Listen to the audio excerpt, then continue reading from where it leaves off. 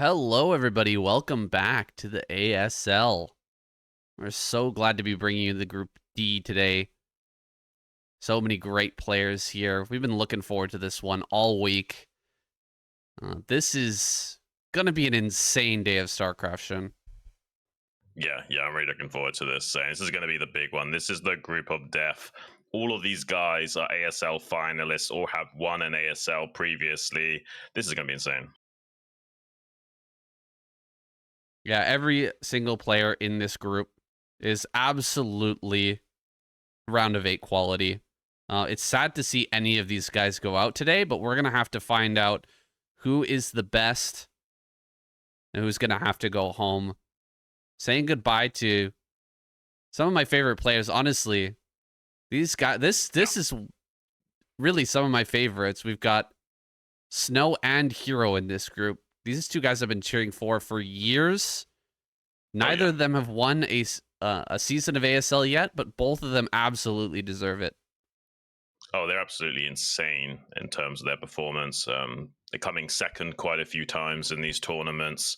Hero's probably one of the most underrated guys in the scene. Honestly, like it's insane to me. This guy hasn't won a title yet. He's probably one of the most deserving guys of an ASL title. Hasn't been able to find it though.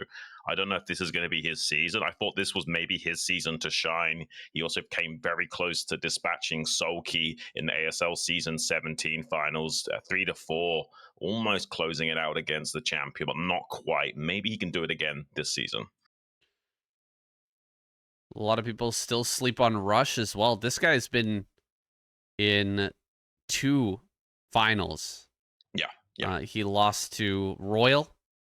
And he lost to one other player. I can't remember. Mini, right? Mini. This guy on screen. Yeah. So, I mean, Mini's also in this group. That's crazy. The one, one of his finals opponents. And now he's going to have to face off against all these guys today. Dude, what a freaking group. It's crazy what we've got here. It really is. This is the absolute crazy bonkers group that we don't really know what's going to happen.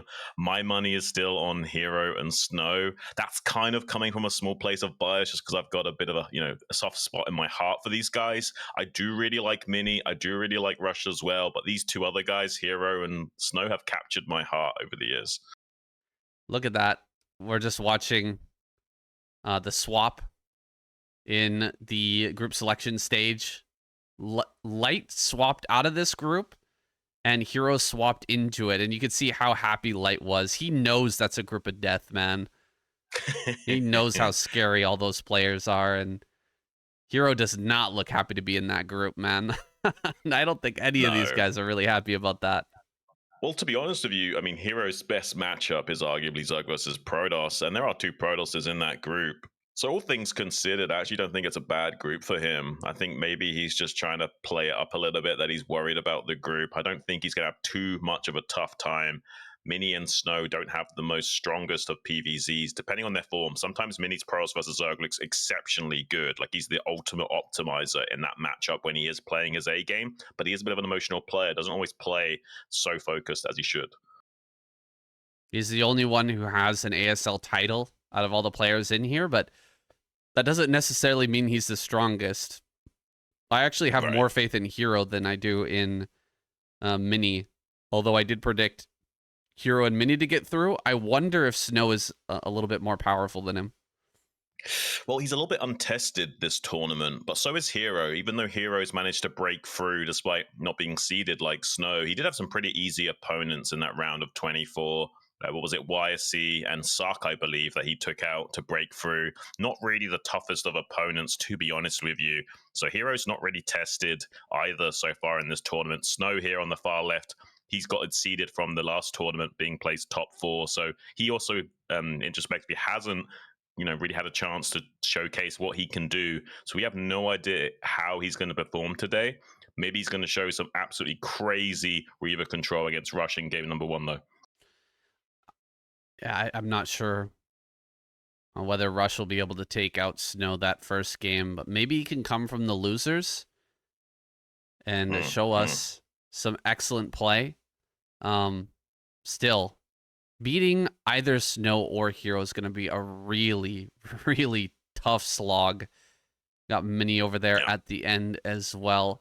This guy pulls out some of the craziest games I've ever seen, man. Mini is, you just never know what he's going to do. We could see some crazy cheese. We could see a 9-9 gate. Anything can happen in those the best of 3 series, but I think he's probably going to play more conservatively against Hero to start, because Hero is just so strong. If you end up just trying a cheese and going down into the losers, I mean, that's not where you want to be in this group. The group of death, going down into the losers is basically a death sentence. I mean, that is true, but I don't know. All of these guys, I think, have the balls on them to do something crazy in a best of 1 series still. So I don't really know what we're going to be seeing in that first game between these guys. It could be absolutely explosive fireworks still, where they go for some crazy cheese that we've not even seen before. Maybe some slight meta game they've been working on behind the scenes, ready for groups like this specifically, just to give them an increased chance of breaking through to that round of 8. Got Hero on screen here. I think he's got to be feeling very confident. Yeah. His play recently has been out of this world. He's the one Zerg in this group. He's got a bunch of Protoss opponents.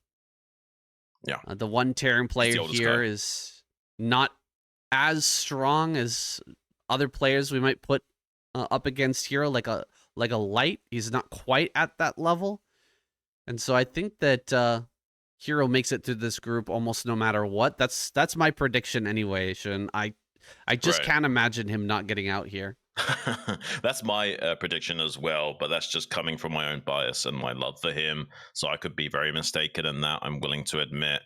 We'll have to wait and see what kind of form these guys are in. Hero's the oldest guy in the group at 34, Mini the youngest at 31. They're actually, none of them are the same age, Saiyan. Snow is 32, Rush is 33. So they're all slightly different ages, but they're all kind of in that same age bracket of 31 to 34, like most of us are here watching at home as well. There's not many 20-year-olds playing and watching this game still. We're becoming both old and grizzled, but in a good way. We're developing experience. They're all closely intermixed as well. Tight-knit group. They play against each other all the time in things like Pro League, and they have plenty of practice partners that are also in the ASL. So there's a good chance that some of these guys have worked together, have practiced together, played on the same teams in the past, and we're not fully aware of all of those intricacies here as the English community. We aren't privy to everything, but we know that they have been playing together for many, many years, and they're probably pretty familiar with each other's style. What kind of crazy strategies are they thinking of to kind of surprise an opponent that they've known for a really long time? They played against many, many times before. Well, I can point out that Snow and Rush were both on CJ Entus way back when, so they're pretty familiar with one another. I'm not so sure about these other guys. It depends on what kind of clique you're a part of. Mini, for a very long time, didn't actually have many of these guys' contact information. It's only really in recent years that he's actually got these guys' phone numbers and can call on them for practice when he desires. So Mini was kind of out of the loop a little bit socially. Maybe one of the most introverted pro gamers we've got, just didn't really interact too much with the overall scene. But these days, I believe he's got a lot more contact numbers to call upon. It's become so important for StarCraft players to have a successful stream in the modern era. That's where they make most of their money, really. ASL does not have a massive prize pool. What these guys are banking on is that by appearing here and doing really well, achieving their dreams, they'll be able to also create a audience for their streams and make money that way. It's very difficult to make money if you're only going for tournament winnings alone. It certainly is, because of how hard the tournaments are to win. It's okay if you're someone like Flash or Sulky and you can come in and win the tournaments or at least place highly very regularly. But yeah, if you're one of these other guys not quite breaking through as a finalist every single time, definitely a struggle to make a career out of it. You are looking to stream to supplement your income in some way, shape, or form. And in fact, just having multiple revenue streams in general is just a smart thing to do, to have more than one stream of money coming in. Absolutely. These guys all looking a little bit dreary here. It's going to be very hard to get through this group. Everybody is a tough contender. Nobody here is a slouch. The only one I could imagine kind of falling flat a little bit is Mini. Sometimes he is a bit inconsistent, but I've actually got my money on Hero and Mini getting out of this group just because. Oh, really? I could. That's my prediction here, Shin. But Okay. really, Hero with any other player, I think here, I wouldn't surprise me if they got through. The only thing that would really surprise me if Hero didn't make it out. I think definitely every single one of these players are capable of not only breaking out of this group, but going all the way through to the round of 4, semifinals, and maybe even the finals. It's just that, yeah, my money would be on Snow and Hero breaking out of this group. More Hero than Snow. Snow's also a tiny bit inconsistent the deeper he goes into this tournament, but usually only by like the round of 8 or so. He's still pretty consistent around the round of 16 sort of time. So I'm pretty confident he's going to do well today. We only really see jitters from him once he breaks through into that round of 8 and semifinal stage. Well, there's going to be some Terran players out there who are a little bit sad. We're not predicting for Rush. There's not a lot of Terrans right now in the round of 8, so maybe Rush can surprise us and add one more to the roster. Let's see if he can maybe get in there and pass through the skill check, which is Snow. That first game, get through that best of 1 and get into the winners match. That's where he stands the best chance. I'm sure he's hoping for a little bit of revenge on Mini this group if he can manage it. Mini did take him out in the ASL season 12 finals 3-4.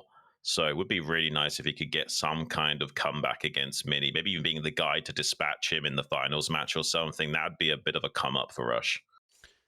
That would be a very nice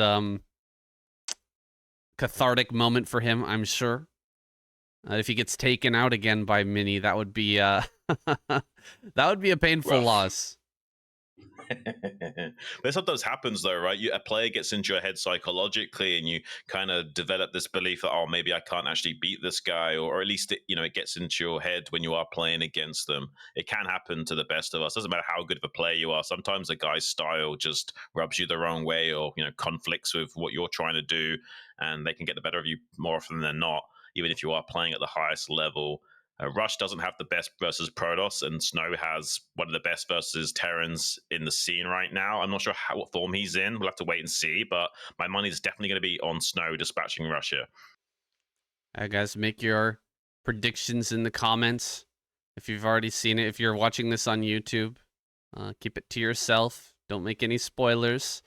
But those of you who are in chat, live on the Soup chat, give us your predictions here. It's so difficult to figure out. Yeah.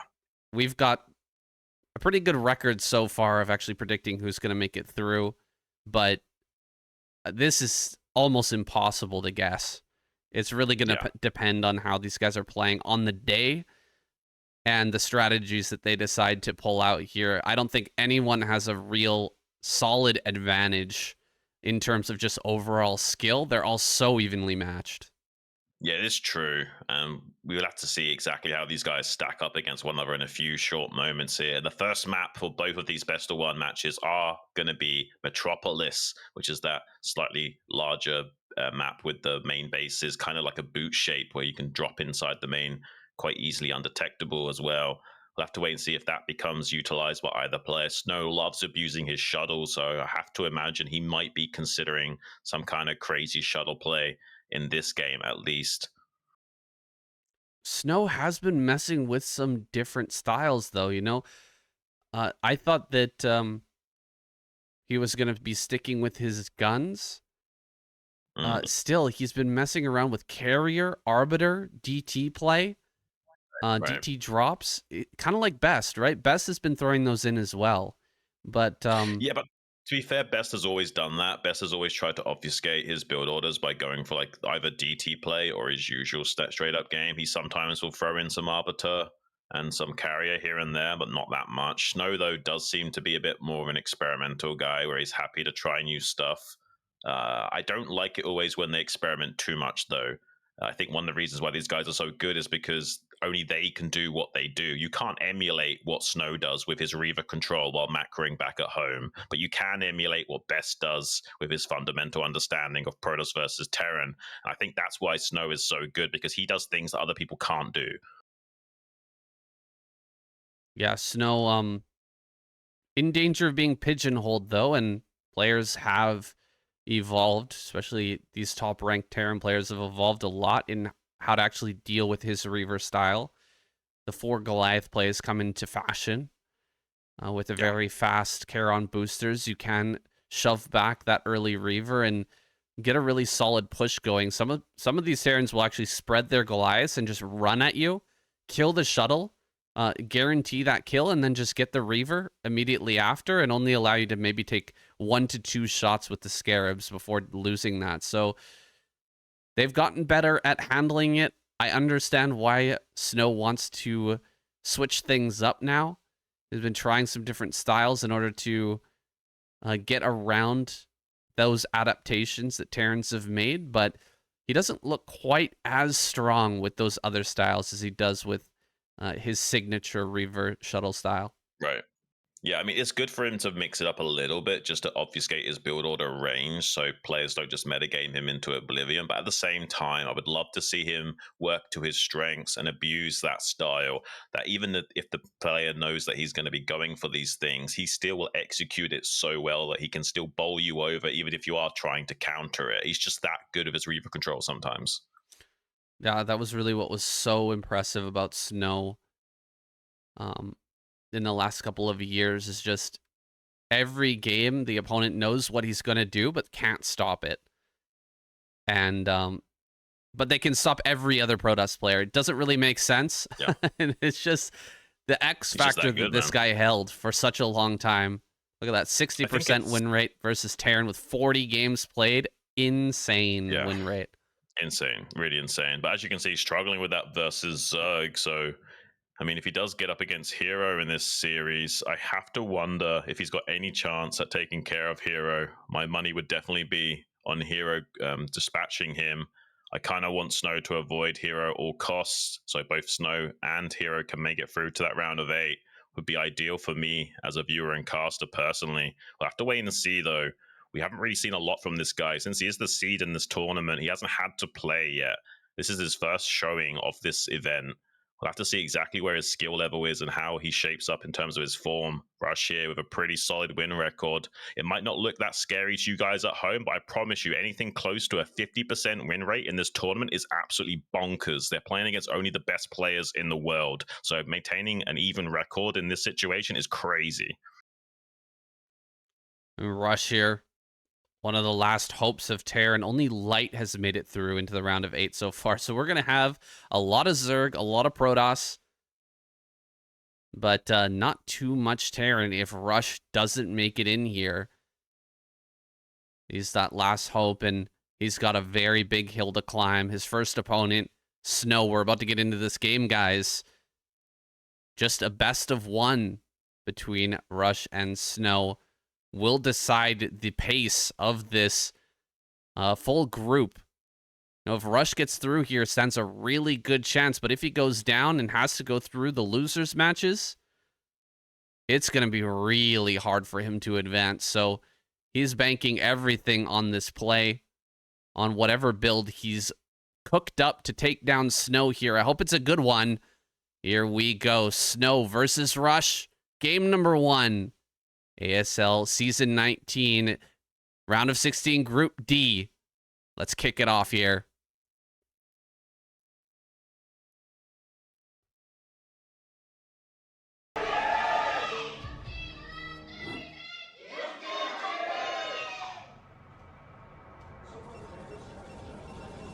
Here is Snow spawning in bottom left. Rush, top left. Metropolis looks like. Snow is facing towards Rush's base. You know, that back angle, that back like boot-shaped main base. The back of that base is actually facing away from Snow, which is kind of a good sign here for Rush.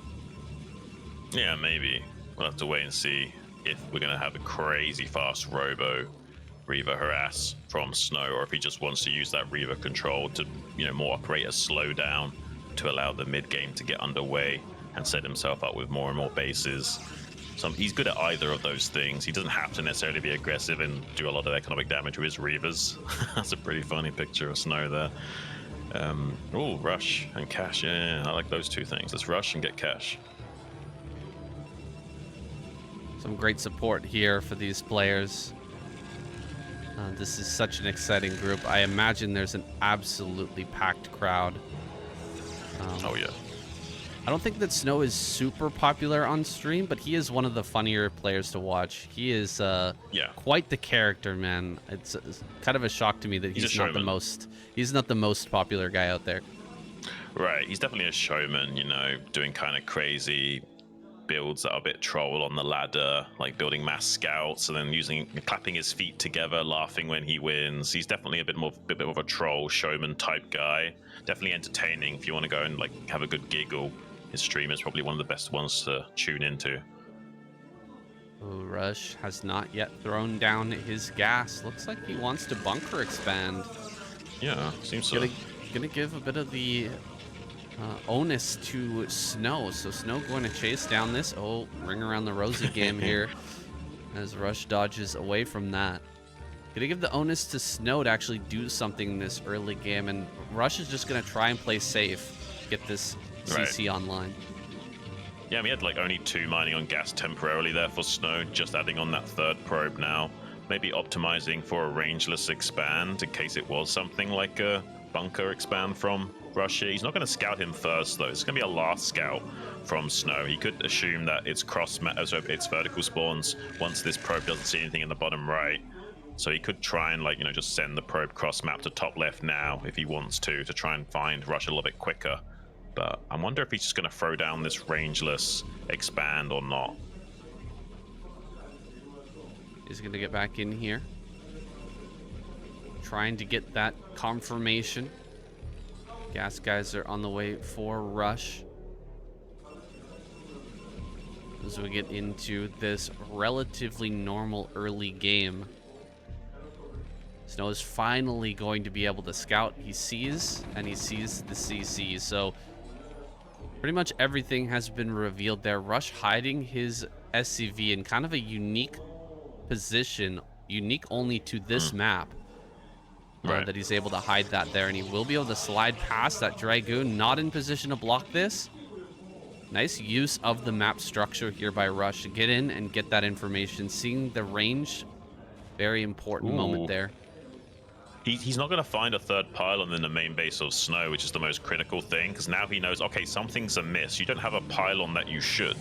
And that's because this pylon is out at the 9 o'clock position. Maybe to put a proxy robo there and, you know, get some very early damage onto Rush. Could also just be a gateway play to try and bowl over the front, but usually you don't go for the gateway play unless you're scouted early on with the proxy. You just want to, you know, get a robo up there if you can. And that's exactly what it's going to be to try and counter this bunker expand.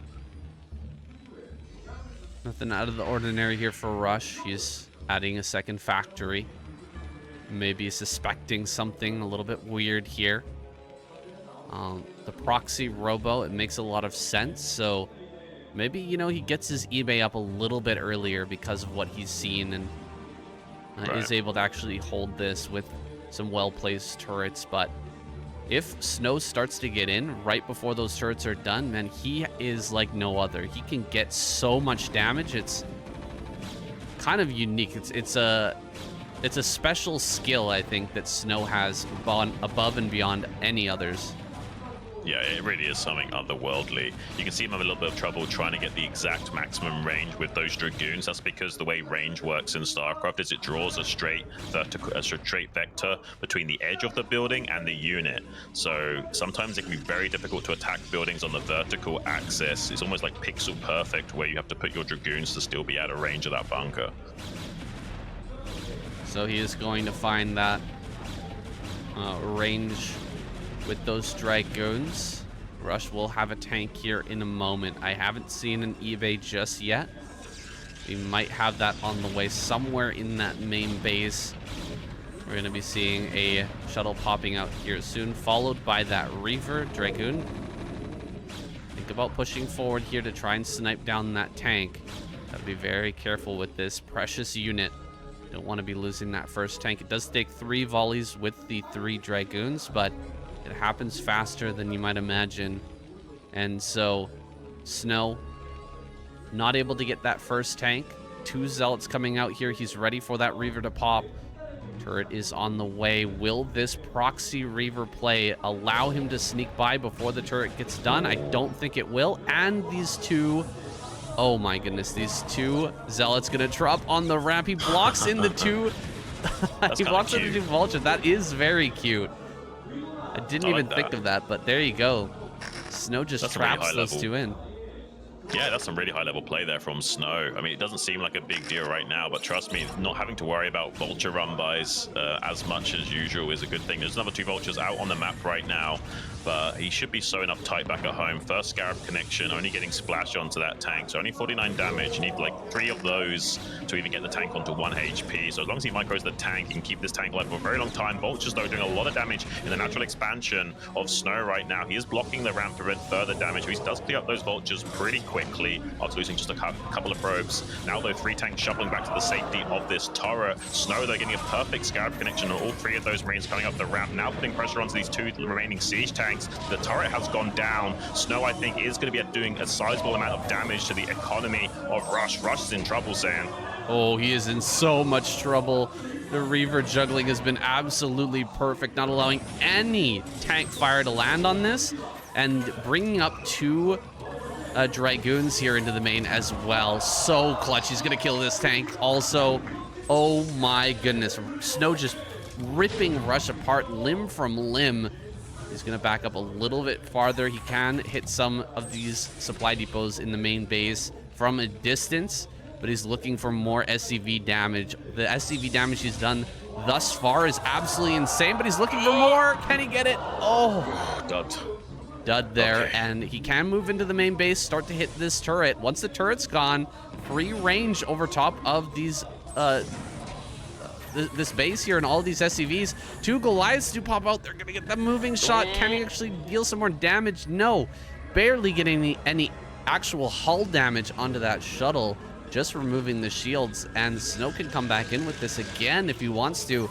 It's so difficult right now. Rush has to build turrets, but he also has to replenish this SCV count. Plus, Snow's gonna start taking bases. Being behind like this against a player the caliber of Snow is so difficult. Yeah, this was a lot of damage for Snow. It's not the end of the world, though. There is a win condition where Rush can get enough forces out by going quickly into 4 or 5 factories and try to put some pressure on this 9 o'clock robo. Snow will feel a little bit of pressure to maintain and contain, so he can't get down and snipe this robo production. Snow doesn't need that forever. He can eventually just replace that robo. For the time being, he would really like not to have to lose that. So there is a small window where maybe Rush can push out and take control of this 9 o'clock position and get rid of that robo, so at least there's less observers or less shuttle potential later on and force a bit of an economic deficit for Snow having to replace that. A nice blocking with the pylons, denying any further damage with these vultures. They were able to get on top of some of these probes still with how wonky the wall structure is. So that's something here for Rush. With the 3rd base coming down for Snow, you really have to feel like this is a Protoss favored game for the time being. Yeah, Snow's got that transfer over. He's going to be able to keep most of those probes alive. This Vulture will go down. And so he's going to stabilize here. Still has the shuttle potentially to come back in. There's still a very exposed supply depot over on that right-hand side. He could easily go for 2 shuttles now going to be diving in There are a couple of turrets here, but he can land outside of range, kill that, no problem. Once that's gone, get back into that main base and start to deal even more damage. There are 3 Goliaths. Going after that one shuttle immediately removes one of those Goliaths. Second Goliath goes down now. Zealots jumping on top of this. Reavers are going to get a couple of shots off. Can he actually dodge that, though? Not quite able to dodge that. Gets another tank, however. Now this siege up here will lose one Reaver finally, and there you go. Rush does clean this out, finally getting rid of that pesky shuttle harassment, and can think about actually trying to move out after that's all said and done. Snow back at home, more Reavers, more gateways coming online. Will he be able to keep his Robo alive, though? It looks like Rush is going to have a pretty quick push towards this Robo, and once he gets rid of that, you're not going to be able to make observers for a while at least. This is exactly what Rush should do to give himself a nice win condition going forward. This is a beautiful play from him. He doesn't necessarily need to expand right now. He just needs to cut off this Robo production to slow down Rush a little bit here and force him to at least replace that Robo if he wants to continue as he is undeterred. I think that Rush has weathered the storm just barely enough to be okay. We see 6 factory production from him, so we might even be thinking about a kill move sometime soon to see if he can punish this third base timing of Snow and get out onto the map. It's going to be tough to do that, though. Snow is very good at slowing down pushes with this Reaver control, so it's going to be a lot of pressure onto Rush to execute any kind of move out. He might even be hesitating to pull the trigger right this second and kind of gathering himself to make sure he's got all the tools necessary, and that buys precious seconds for Snow to get more macro cycles out. More and more Zealots will start to come out on the map now to challenge this push. Rush is ready with his +1, going to start to advance forward here. Snow has Zealot speed. Is just gearing up to dive upon this. 2 shuttles coming forward here. The target fire on the shuttles not great. He's actually not targeting them at all. Zealot's going to jump right on top of this. Reaver in the mix gets the biggest Reaver scarab you've ever seen in your life. My God. Holy cow. Should absolutely eviscerating that army.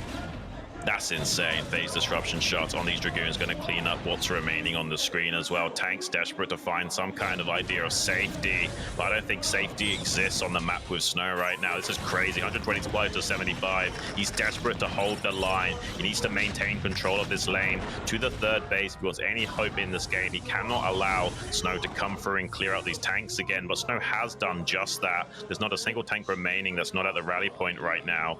It's absolutely insane from Snow to do this much damage and taking a 4th base in the bottom right quadrant of the map. He can now start to set up gateways there as well.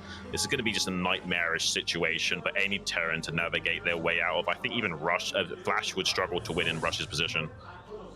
Oh, for sure. The power of Flash is that he never gets into a position like this. He's so good at navigating these mid games and getting himself into a strong spot basically no matter what the Protoss player does. However, Rush is not quite that guy. He's made some mistakes. He's taken that early damage. He didn't realize that there was a Robo out on the map, I guess. Or he maybe just discounted that he would, or maybe thought that he just could handle it. No matter what Snow tried to throw at him. But Snow pulled him apart. He got such a big advantage, and he is just taking it all the way to the bank, setting up these extra bases and gearing up to smash this attack, or this push forward on high ground. This attempted base here is going to be shut down hard by Snow, no doubt. Only 4 or 5 tanks here. Zealots leading the charge. Everything gets up on top of this. The shuttle does go down, so he can target the Reaver now. Finally, that Reaver can be targeted down, but Dragoons on high ground with Reaver, you're not going to be able to fight through that, and Rush is not going to be allowed to take this extra base. We might see a tap out here soon, Xun. Yeah, this is rough, saying. I don't think he can get anything done. He can't really shut down any of the economy for Snow either. And there's 4 base Protoss to 2 base Terran. The clock is on Rush to make something happen. If he could somehow get vultures down into these expansions and kill all the probes, that'd be something. But I just don't think that's going to transpire. There's a couple of cannons down there, some Dragoons. He might get some probe kills, but I don't think nearly enough to actually come back in this game. There's quite a sizable amount of vultures coming down into this bottom right pocket, but like we were just saying, like there's dragoons and cannons down there, so it's not like he can just easily kill that entire probe line. No, and there's a possibility that Snow can see all these vultures and just go for an attack. There's going to be hardly any tanks in the natural, so if he just pulls all the zealots together and runs right down the natural, it's not the cleanest way to end this game. I think the smart choice would just be to wait for Rush to make a move and then crush it. Right. But he could, Yes. when you see 10 vultures leave the natural to go harass you, you know that there's just no fodder for the tanks, and you can run that down. He's going to come up now, running these zealots right past everything, diving on top of the tanks. 2 more Reavers have been made. Crazy how many Reavers Snow makes, but he always seems to get value out of these things, so why not constantly keep making these? And GG, there it is. Snow takes this first game and goes on to the winner's match. I mean, that game pretty much went exactly how I thought it would, say, and I'm not surprised at all by that performance. Really stellar stuff from this guy. I'm so happy he played into his strengths this game. Have to question Rush a little bit in the sense of he scouted no third pylon in the main base of Snow with that hidden SCV scout, and didn't seem like he had a confident response to that Reaver control. Maybe he was a little bit like that picture of Snow. It's just so troll. It's like you don't know whether or not to love him or hate him, you know? He's like Marmite or something, or Donald Trump, you know? You don't know quite how to feel about him, but you better feel a certain type of way. And that's all he wants is some kind of reaction out of you, love or hate. Such a character, such a good character. It reminds me of a larva or something like that, where he's just such a big personality, adds so much to the StarCraft scene, and you know, love him or hate him, he is certainly a big part of this scene, this beautiful scene. This Reaver control, man, these Scarab shots were insane. My God, so dirty, man. Holy. Yeah, but it's crazy, honestly. This is kind of given to him by Rush, right? Rush lined up all those tanks for him. He placed everything next to each other, and he only had 2 Goliaths with that push. After the harassment in the main, it's understandable, but dude, you gotta have more to erase that shuttle control. It really should be Snow. He should change his name to Shuttle, because that's the unit that he's really good at using. Yes, the Reaver is the one dealing all the damage, but the way he controls the shuttle, the way he's constantly picking up the Reavers is what his real superpower is. Well, the real superpower is how he understands the inertia of the shuttle. He's manually controlling how the shuttle turns around after loading and unloading. That's the real superpower, because as you move around with the shuttle, if you don't give it manual move commands, it kind of glides after telling it what to do, and it will slightly drift away from your intended position. So you need to be like moving constantly like a Mutalisk with that shuttle to make sure you glide in and out with perfect inertia and control of that. If you let it glide on its own, you will not be able to micro as intended. All right, guys, we're going to take a short break, just 1 minute. We'll be right back with our next match, Hero versus Mini. It's coming right up.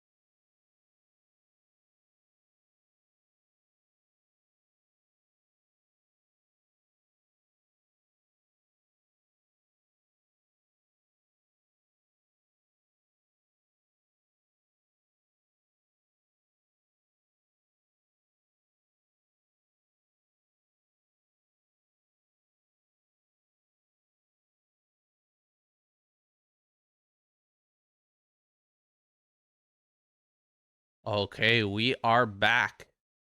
Mini versus Hero. This best of 1 about to go down. Both players have taken the stage, and they're all warmed up, ready to go. Here he is, Hero. 66 win rate, 66% win rate versus Protoss. Again, another insane statistic there. Dude, this might be Hero's season to go all the way. If he gets through this group, it's mostly so. Protoss in the next round, right? Mostly Protoss and Zerg. And he's got a pretty yeah. decent win rate versus Zerg as well. He's one of the only guys that's that consistent in this matchup. I know there's a lot of people in the chat and in the comments down below that think that Protoss is like crazy underfavored in that matchup. Of course, it's a Zerg favored matchup, but not nearly as 66% like hero statistics suggest. You know, most of the time it's like a 5% edge that are given to these players overall. And it's depending on the game state who's advantaged to win. Like the super early game, Zerg are advantaged to win with that 9-7-3. Then the mid game, it becomes Protoss favored. And it's only in the late game where the Zerg are like a 6-4 favorite. And that again slowly decreases to a 50-50% win rate for both sides as the map becomes split and Reavers are made across the board. So yeah, not as one-sided as some of these people think it is. Hero's just that good at the matchup. All right, and guys, before you pop off in the comments, this has been statistically worked out. Xun is not just going off the top of his head here, okay? Through all the ASL matches, hundreds of thousands of games. Yes, they put it all together, and this is what the data shows. So, yes. And Minis that data is representative of also ladder insane. games, which is even relevant at a pro level as much. So that's even me being as generous as possible. All right, guys, we're getting into this one. Hero versus Mini. This best of one starts now. Who will make it into the winners match and who has to slog it out in the losers?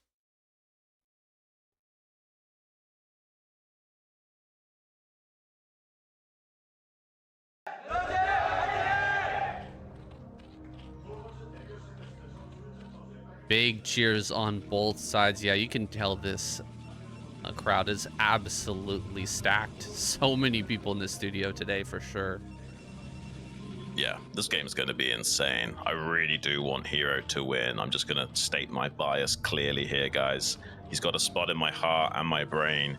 He's a very underappreciated player, hasn't quite been able to get the title win that he's looking for, which gives me even more hope that he can make it this season. When you haven't won a season of ASL, you do have that hunger for it. You heard Scan talk about it a little bit on Jinjin's channel in translation, saying about how he put aside a lot of money potential playing in the university leagues and said, no, I want to get my ASL on.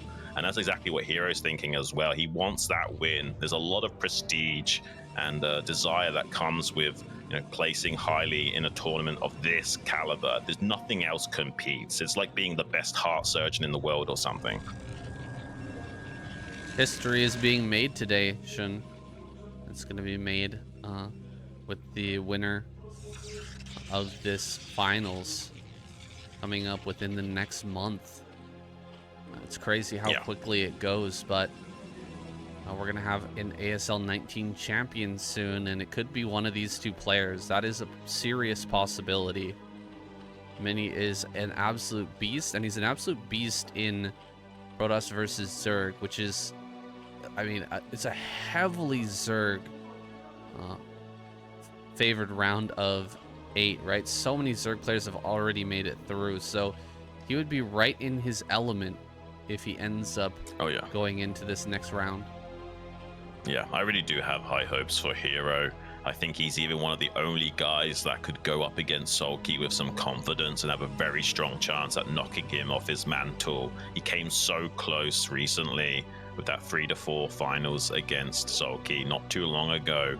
Would like to see a repeat of that if he can find a spot against Sulky in the semi-finals or finals. It would be absolutely amazing. I know some of you guys aren't as keen on Zerg versus Zerg as the most of us are, because anyone in the know knows how insanely good that matchup is. Yeah, we could finally use some of our skills, Xun, our knowledge of ZVZ. I know you guys are probably used to listening to Nyokin and Tasteless and Artosis. They're all casters that I know and love, have listened to for years, but the ZVZ knowledge is not quite there. I've always been a little bit thinking about, hopping in on one of those casts. Like, man, you guys really need some help in this matchup, guys. It's so deep. There's so much going on. And Right. It sounds like us casting yeah. Protoss versus Protoss or something. Yeah, It something just like doesn't that. quite hit the mark. Yeah. I Exactly. get you. Yeah, probe block on the ramp here. Going to be denying this coming in. It's very difficult to dislodge that probe of how the Zealot and probe is structured. You can only get one Ling attacking that probe at a time most often. It's just no way you can really come in here as hero. It's going to try and put on a little bit of pressure. This is a skill check for making sure Mini is, going down the correct decision tree. This isn't any like rush that Hero's doing right now. He's just doing bare amounts of pressure, bare minimal amounts of pressure, while also doing his own build order back at home to make sure the Protoss is playing as they should. Yeah, making sure that all the T's have been crossed here, and Mini keeps that probe on the ramp. He is going to do so, and as more Zealots popping out, Hero's going to start to retreat. 2 Zealots making their way over to the 3rd, and so he's going to put on that pressure, force a response. He will be able to see everything that Hero's got just by how many Lings pop out to actually deal with this. Right, Hero should make no more than 8 here to deal with this. Basically, the idea with those Lings was to keep the other Zealots pinned back in the main base to defend against the 4 Zerglings, so that now he can come and clear up these 2 Zealots without too much risk. Now that the Overlords are kind of in position to see any Zealot move out timings, he's pretty confident that these are the only 2 Zealots he has to worry about, and he's also going to delay engaging with them for the time being. It's very difficult to get optimal surround on those. You need to do like 2-on-1 trades. You can break one of the Zealots and then try and get surround on the other one. It just doesn't feel too good as hero. He's delaying making that trade as long as possible and making sure there's no possibility of any additional Zealots being out on the map first. Isn't able to see what's going on in that main base here just yet. He only sees 2 drones at the 3rd, and so I'd start to suspect there could be an incoming Hydralisk play, and there's the Hydralisk den over there in the main base. Indeed, Hero going to put on some pressure, try to possibly kill the wall. It is a vertical wall, so the Protoss buildings are slightly larger horizontally than they are vertically, so when the wall is vertical like this, you're able to get a little bit of a better angle on them, and you can more easily kill off these forward buildings. And so Mini gonna start to move out with some reinforcement Zealots. That's a lot of Zealots, man. You got to build a lot of Lings to deal with this. If he clears it out perfectly, though, and follow up with this Hydralisk play, definitely Mini's going to know that's coming, though, now that this has been revealed. Is he actually going to commit with these Zealots or head back home and just sit in the wall? He's actually going to come up here, which is pretty crazy. Yeah, he's just going to take this fight. Yeah, he has to do some kind of trading here. He knows these Hydras will clear out those 2 Zealots behind the minerals for free if he doesn't, and Hero's probably just going to do a fake Hydra bust anyway. So you have to kind of come up here and trade and kill some drones if you can. He does get a little bit of drone damage as well, so that's some compensation, but I like this from Hero. He's now going to force cannons as a response, at least 3, and all the Zealots have been dealt with, which makes the early mid-game phase just a little bit more easier to calculate for Hero. He can, if he wants now, commit to a Hydra bust and see if he can get some serious damage done to Mini, or at least force a lot more cannons than just 4. Once Mini sees more and more Hydras streaming across the map, he will want to start more cannons. Wow, he's going for a Robo. He's going for a Reaver here. The Reaver comes out way faster than Storm, guys, so it's a great tool against the Hydralisk bust, but it doesn't transition as well as, of course, the standard Templar play. So let's see how this Reaver actually works out for him. Is he going to be able to hold just based on this Reaver? And, will he be able to transition this game into a more normal game afterwards? It's going to be interesting, very interesting. This Zealot, so good here, actually slowing down this mining by a little bit more. He already killed 2 drones in the early game, so it's very frustrating for Hero right now. And you can see he's building up a bunch of money because he should be throwing down extra hatcheries, and he just hasn't been able to. Yeah, Mini's creating a small ladder of chaos to climb, and it's also freeing up these Corsairs to harass the Overlords by making the Hydras chase after this Zealot, causing a little bit of a nightmare back at home for Hero to deal with before he can finish, maybe considering busting through this. Now he probably feels like he can't bust Mini just because of how long it's taken to get everything sorted out back at home, and he can't get additional Hydras up to the front right now. And looks like Mini is just going to be coming out onto the map with this Shuttle and Reaver. This is such confident play from Mini. You almost almost never see this kind of style of play.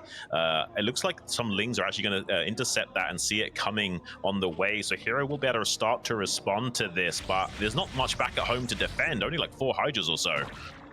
Yeah, not a lot here at all, and these Corsairs are going to start to deal damage. The drones are going to be pulled. I think this is actually the right choice. Hero, just run. You don't have enough yet. You got to bring everything back home, so he just keeps these Hydras over on the left-hand side to try and defend these Overlords, and then wait for the other Hydras to make their way back. He's going to actually almost get the shuttle. Are you kidding me? That shuttle is so low. He will get it, and he will get the Reaver as well, dude. I think we're seeing why this is not a common tactic. It's so hard to get damage when the Zerg player is this good at control.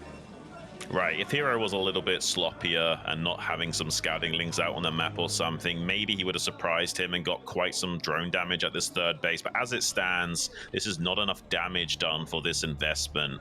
Mini's not out of the game by any stretch of the imagination, but Reaver Sarah is one of the hardest ways to play StarCraft in terms of how hard it is to execute.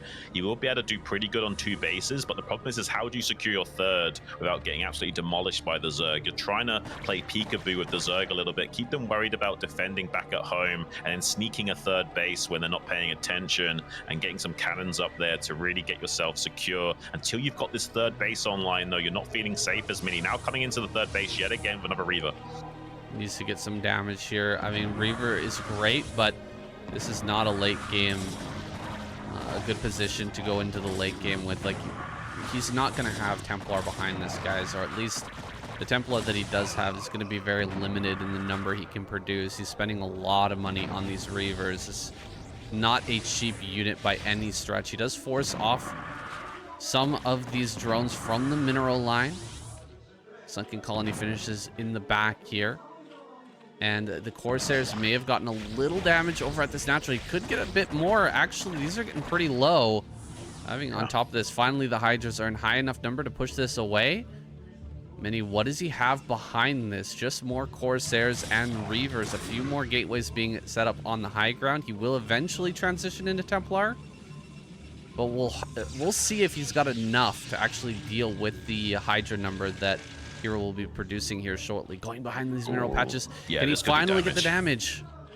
Yeah, this Hydra's slightly out of position. He's at least going to get a patch of like 4 or 5 drones. That also snipes down the Scourge before they can get in position to snipe the Corsairs. So really nicely done by Mini thus far. Sharking around now into the main base with the shuttle. Takes a long time to get these Hydras up here. Saying Hero's in a little bit of desperation mode, trying to get his drones to safety. Another 3 going down, another 1. That's quite a large amount of drones that have died in such a short span of time. He's desperate to try and stabilize against this, having a hard time cycling his units up and down this ramp and get back here to defend against this. These Overlords are dangerously low as well at this rally point. He needs to keep sharking with these Corsairs and coming in at opportune moments to keep sniping away at the Overlords of Hero. Eventually, he will start to supply block him if he can do that.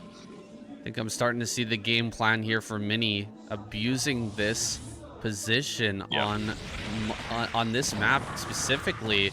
Seems like Reaver is quite good here. Look at how hard it is to get behind these mineral patches, man. These mineral patches are so annoying right now for Hero. There's so much space back here. He can keep juking backwards and then go up onto the high ground. There's not really a lot that Hero can do about it. He goes to check and see if there's a third. Oh my gosh. Big hit there. A lot of those Hydras are badly injured. Scourge going to come from an angle. Let's see if he can actually get this shuttle. He really needs to shut down this shuttle right now or things are going to get worse and worse. That's a big mistake from Hero. The Scourge went into the wrong vector and didn't get behind the shuttle. And does manage to snipe that shuttle from behind, though. That's a big pickup from Hero, and there's no third base from Mini. Mini ideally wanting to sneak out a third base while all this is going on. He's having a hard time even spending his money right now. You can see just how hard it is to execute this kind of style that he's going for. He can't even spend his money properly. And oh no, almost kept getting his Corsairs caught. He finally has some Zealots to come out onto the map. But it looks like Hero just barely didn't scout that. I think it's got 2 pairs of Scourge that don't have very good vision range. He doesn't actually see this army coming down to his natural third right now. He's got his army committed to killing a third that doesn't exist, whereas Mini's got Zealots that are definitely killing a non-illusionary third with support of Reavers and Zealots. He's going to do a lot of damage in his third base end. Yeah, this is so hard to push back as well. These Zealots are going to screen for the Reavers, and of course the Corsairs will be there to push back these Scourge, there goes the third hatchery. I think he's done it here. If Hero was in a better position to defend this, if you'd seen it coming, he probably could have shut this down, but getting in on top of that high ground with the Reaver before he even knows about it, it's so difficult to win this game. Now, he does make some mutas to try and dive this. He's just sending the mutas on top of these Reavers, but the Reavers are still alive. 10 kills, 7 kills on the other. So much damage has been done by these two units, and he's even going to get right into the natural now. All the hatcheries are under threat. Finally diving on top of this. Can he actually get it? Finally kills that. Man, that Reaver did last for an insanely long time, and the third base is on the way, whereas Hero's got just about nothing going on. Yeah, I'm really disappointed that Hero has committed his army out onto the map when he didn't even scout that there was a third base. He just assumed there was a third base being taken by Mini and went to shut down something that didn't exist multiple times, and it's put him out of position over and over again. I wish he just used a unit to scout for when that third base was coming up, but he's worried about the tempo swing of Mini getting the better of him, and that's going to now cost him in this game. Mini has a sizable enough ground army to really challenge him. There's not much hope for Hero in this game. I do think he's going to be falling into that loser bracket against Rush. Yeah, that's looking more and more likely. Yeah, as Mini comes in, there it is. The GG is called. Hero making some serious errors, and Mini pulling out such a unique style, kind of forcing those errors out of Hero. Really well thought out play from Mini, handling that initial aggression really well, and he's got a big smile on his face. This is one of those players, by the way, guys. Mini, he is so prone to momentum plays, right? When he does great, when he does well, he plays even better. And when he starts to mess up, when he starts to make mistakes and play badly, he starts to fall apart. So having this first win, that bodes very well for a Mini victory in the finals, or in the winners match. Yeah, it does bode well for him. He is such an emotional player that he needs that tempo and momentum behind him to really soar up into the skies with his ability to play. If someone can stifle him and shut him down psychologically, he does tend to fall apart. So far, so good for Mini in this group stage, though. That's a big confidence boon, taking down Hero in that fashion. A bit of a disappointing performance from Hero. I don't know if he just wasn't expecting that style from Mini, or just was a little bit, unable to figure out exactly what he should do. I was very surprised that he committed so much forces out onto the map without even scouting a third base attempt from Mini. A little bit surprising decision making there. He got completely shut down and punished for it. We'll have to wait and see if he can redeem himself in that losers match against Rush. But coming up, guys, we're going to be moving towards our winners match, and it's going to be Mini versus you-know-who. Guys, it's not looking good for the Terran. I'm sorry to say. Rush has to face off against Hero in the losers match. It couldn't be worse. It just very clearly could not be worse. That's so rough. I think we might only have one Terran in the round of 8, guys. Yeah, and we get to cast a PvP soon of Snow versus Mini. Well, out of all the PvPs possible, Snow versus Mini should be one of the most exciting, honestly. I'm not a huge fan of PvP, but it is a dynamic matchup. There is a poker aspect to it, and the micro at this high of a level, especially on the side of Snow, is so incredibly impressive. We're going to see kind of the tactical genius of Mini go up against the micro genius and playmaking ability of Snow, which is kind of a cool matchup to witness. Yeah, both players have already demonstrated their affinity with utilizing Reavers, which is a very strong ability to have in Protoss versus Protoss. Templars are superior to Reavers, but obviously you can get the Reavers out much earlier than that Templar tech. So you see Reavers more often than not when they are going for a more standard style of playing. Crowd here looking pretty full, guzzling down some of that hot 6.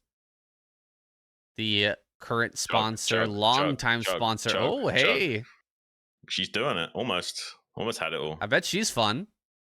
We got to take her out to Korean barbecue after this. Yeah, you know it. The protein drink Hot 6 is a hit here at the ASL. Guys, we are going to be back in just 5 minutes with the winners match. Don't go away. We'll see you there.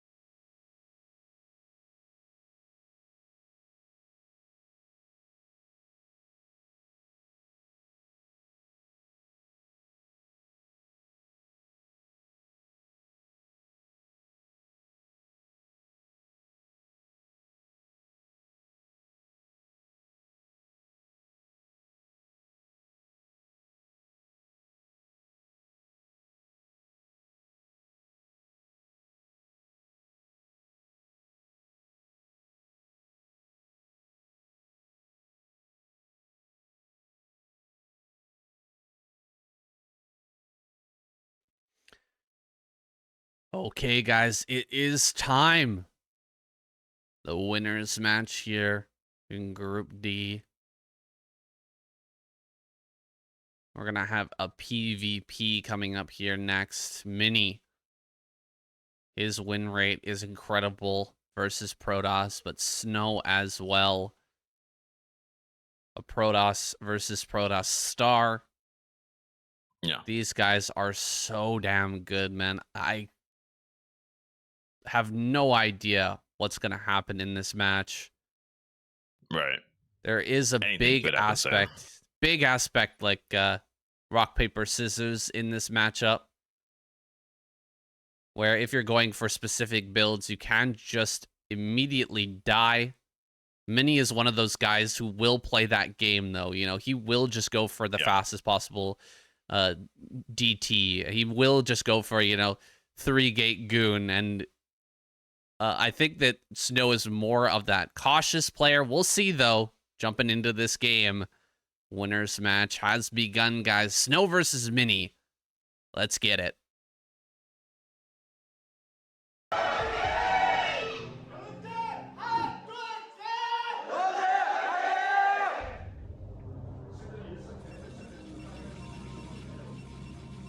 The best of three, the first best of three of the night. I wasn't expecting a PvP, but I'm happy. We've got Snow spawning here in the top left. Mini over there at the center right. Dominator. High ground natural. How's that going to factor into these two players' game plan from here on? I don't think it will affect things too greatly. It's very unlikely we're going to see like a 10-12 fast Dragoon play from either one of these guys. 3-gate Goon is a possibility. I don't think it's going to factor in too much here. We'll have to wait and see how these guys want to open up. They both seem pretty confident with their Reaver control. But I think statistically speaking, Snow's gotten the better end of the stick against Mini in recent times. So maybe there's some psychological edge going towards Snow as well. Against Mini specifically, we'll have to see if that comes to fruition. If Mini can, put out of his mind any of the recent results he's had against Snow, and instead just bring his A game here. Mini is that emotional kind of guy where maybe that's not going to happen. Something happens that frustrates him, and all of a sudden he kind of falls apart a little bit mentally. That could definitely happen. At the lower levels of Protoss versus Protoss, you'll sometimes see 2 gates used a fair bit. Usually the most confident players going for a 1-gate tech and the less confident players going for 2-gate. At the pro level, you almost always see 1-gate tech unless it's some kind of like 9-9 proxy gate or something crazy. Yeah, don't put it past Mini throwing out a 9-9 proxy gate. He could absolutely do that in this series. He's just such a wild character. He's done it so many times in the past. The big one that I always remember is that Larva finals versus Larva when he went for that 9-9 gate game 7. My gosh, what a wild way to gamble your tournament life. But that's just the type of player that Mini is. He will throw it out all on the line in kind of a wacky way. And sometimes it works, sometimes it doesn't, but he's willing to play that game. He's got heavy Protoss balls, that's for sure. Saying he got the Scarab upgrade on his balls or something. The thing a little bit more potent than usual. Oh, he got the first connection on that probe, did Mini. So Snow's the one that has to turn around and run. He flinched first in that game of chicken. Now Mini seeing if he can get into the main base, unable to do so with the Zealot perfectly positioned, but he can harass the Zealot with the range advantage of that particle beam. As you can see here, doesn't want to press his luck too much because the Zealot could respond when he's not paying attention. His task switching needs to be perfect to really make that work. I don't think he's got the APM required. Oh, here she gets in. Snow gets in. Mini Zealot was not positioned correctly. Does try and shut that down with his own chase micro, the other probe. Kind of getting on a good intercept vector there. Does manage to clear that out as well. He gets it, but at the same time, Snow just attacks the probe of Mini. He was too busy microing his probe back at home. He loses his own scout. And so 1-for-1 trade, even though, Mini pulled out all the stops there to prevent that probe from getting more scouting. I think pretty dead even here. Both players and not making any big decisions just yet. Only a robo on either side. So we're not going to see some sort of crazy DT play. I was wondering about that. I thought Mini might just go straight up DT in this game. Yeah, it is possible. That's one of the weird things about this matchup is there's a bit rock, paper, scissory with what tech you get when, and there's no real cookie cutter build that's just good against everything. And that can be one way this matchup goes, is you play pretty good, but the other guy just guesses what build order's gonna be the one to give him a slight edge in the matchup. Some of these guys are good enough to kind of make up that deficit. You see a fast third gateway out of Mini here. I was curious if we were going to be seeing a fast third gateway on this map. That is one of the ways you can abuse this high ground, is if you get a contain with Dragoons early on, or just having a superior numerical advantage, you can kind of leverage that high ground into a favorable position, and Mini might be attempting to do that here. Both players holding back their units for now, making sure that they can keep control over this all-important high ground. 2 more gateways on the way here for Mini. We might see Snow go for an expand off of 2 gate, and Mini have a little bit of an advantage in terms of his gateway count, his Dragoon count. Can he actually leverage that will be the question, though, at that point. Robotics on the way here for Snow. Mini, does he have a robotics of his own? He must be getting that as well. There's no reason to forego Reavers here. So yeah, he will be getting that. He doesn't have the support bay just yet. Can't really afford it with that 3rd gateway, I guess. So yeah, Snow gonna have that faster Reaver. We haven't seen any real major engagements here just yet, but the builds have started to diverge a bit. Mini may be able to come across this map and actually seize control of that high ground if he can get in there with that Dragoon advantage just before that Reaver gets out. We'll see if he pulls the trigger on that, though. Well, Snow's build is technically superior with the splash damage advantage of the Reaver, and the 2-gate Dragoons should just barely keep up with the utilizing Defender's advantage, keep up with the 3-gate Dragoon production of Mini. Mini's build is like one of the safest things you can do. You get a lot of units and you have Observer in case it is DT, so Snow's slightly winning on build order advantage in a sense, but Mini does have a small window where he can get in here and punish just as the Reaver is starting to slug out into this high ground position. Maybe Mini can get in here and get something done, but I still think Snow's got enough to hold on. Yeah, he should have enough, and look at this nice arc in the natural as well. He's going to take the absolute best possible engagement. Mini, does he actually want to push in for this? That would be scary. He looks at what is available for Snow, and he doesn't like it at all. I think we're going to see Mini back up and just get into his own Reaver. Diving in here would be kind of suicidal. Yeah, I mean, he could consider just throwing down a Nexus right now, but he does think about, I need some splash damage in this game. He could also race straight into Templars. A lot of the times you think that you're too far behind the tech curve, so you'll instead try and catch up by rushing into Templars. Storm is superior to Reavers. It just takes so long to come online and able to be leveraged against your opponent or utilized in a defense.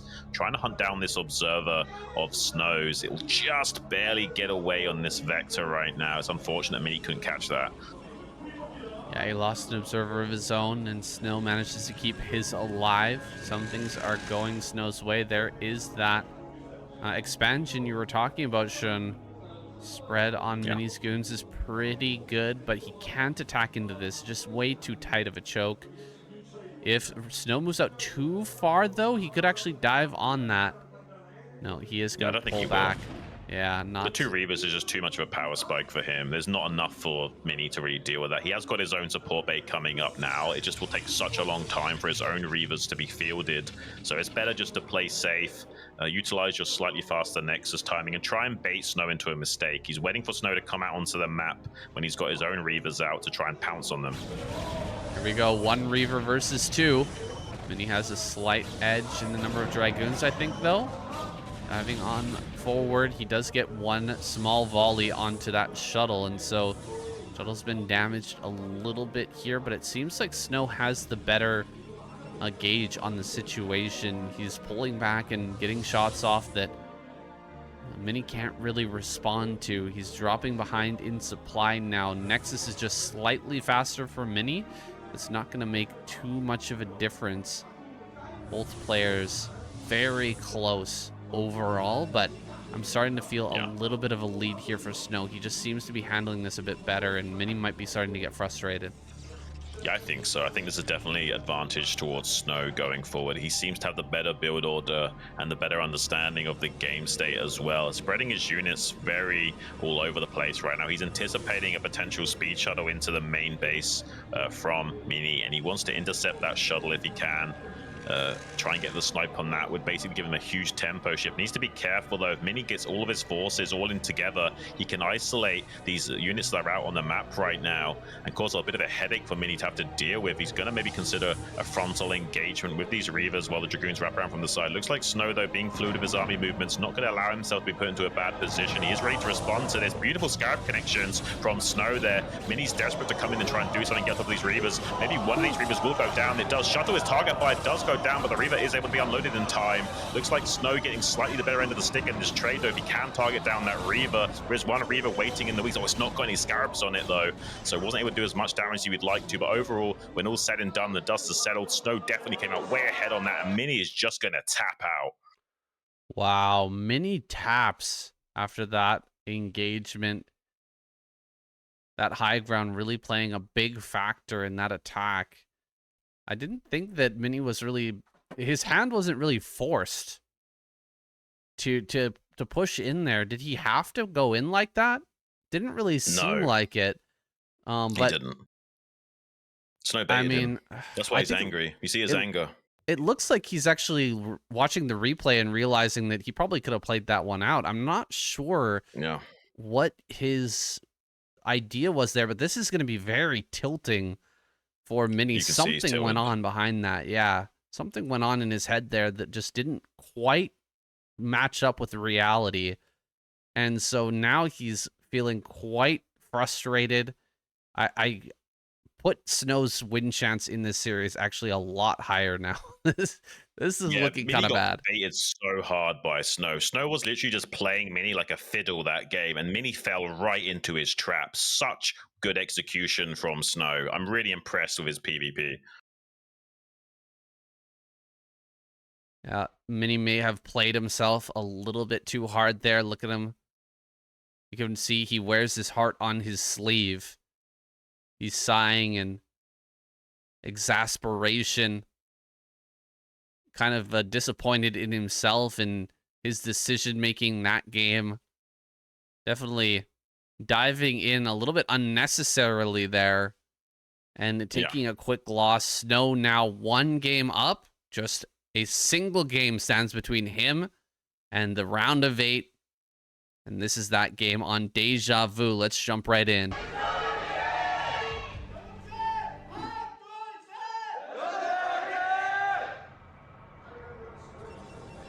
So my predictions were wrong.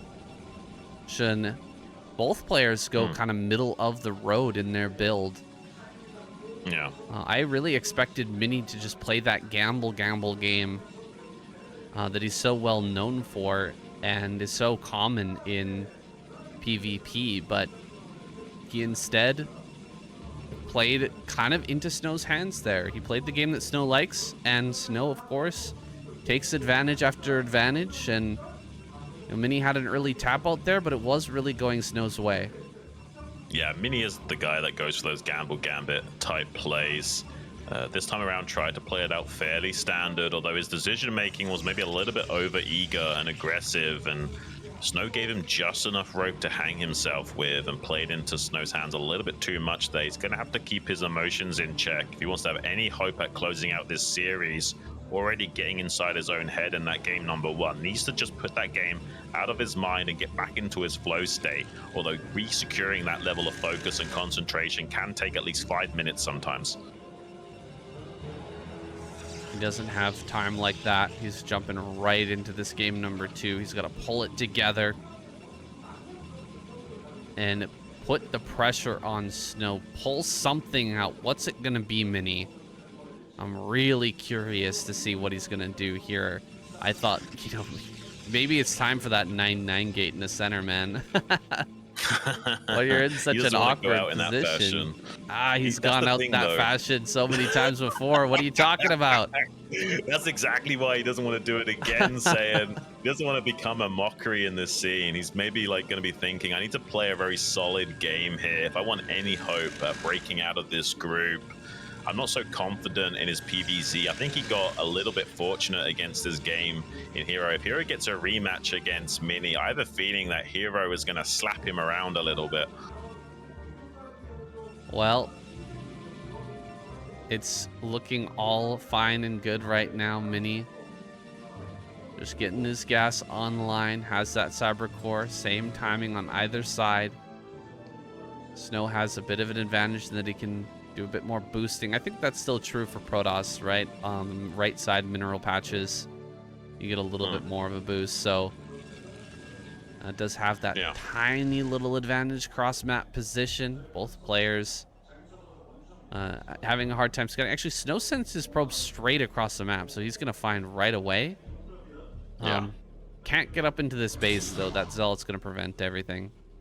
Yeah, the ramp is so small on the bottom left position that he can't do that harass where you're using the particle beam to outrange the Zealot. You can if it was top right, but with this ramp, it's much more narrower in terms of how tall the ramp is. So you can't really do anything against that Zealot to even put on any kind of pressure or annoyance. So has to just tuck tail and run for the time being and won't be able to get any scouting information. First Dragoons are out here. I'm just watching the mini map right now, Xun. We've got a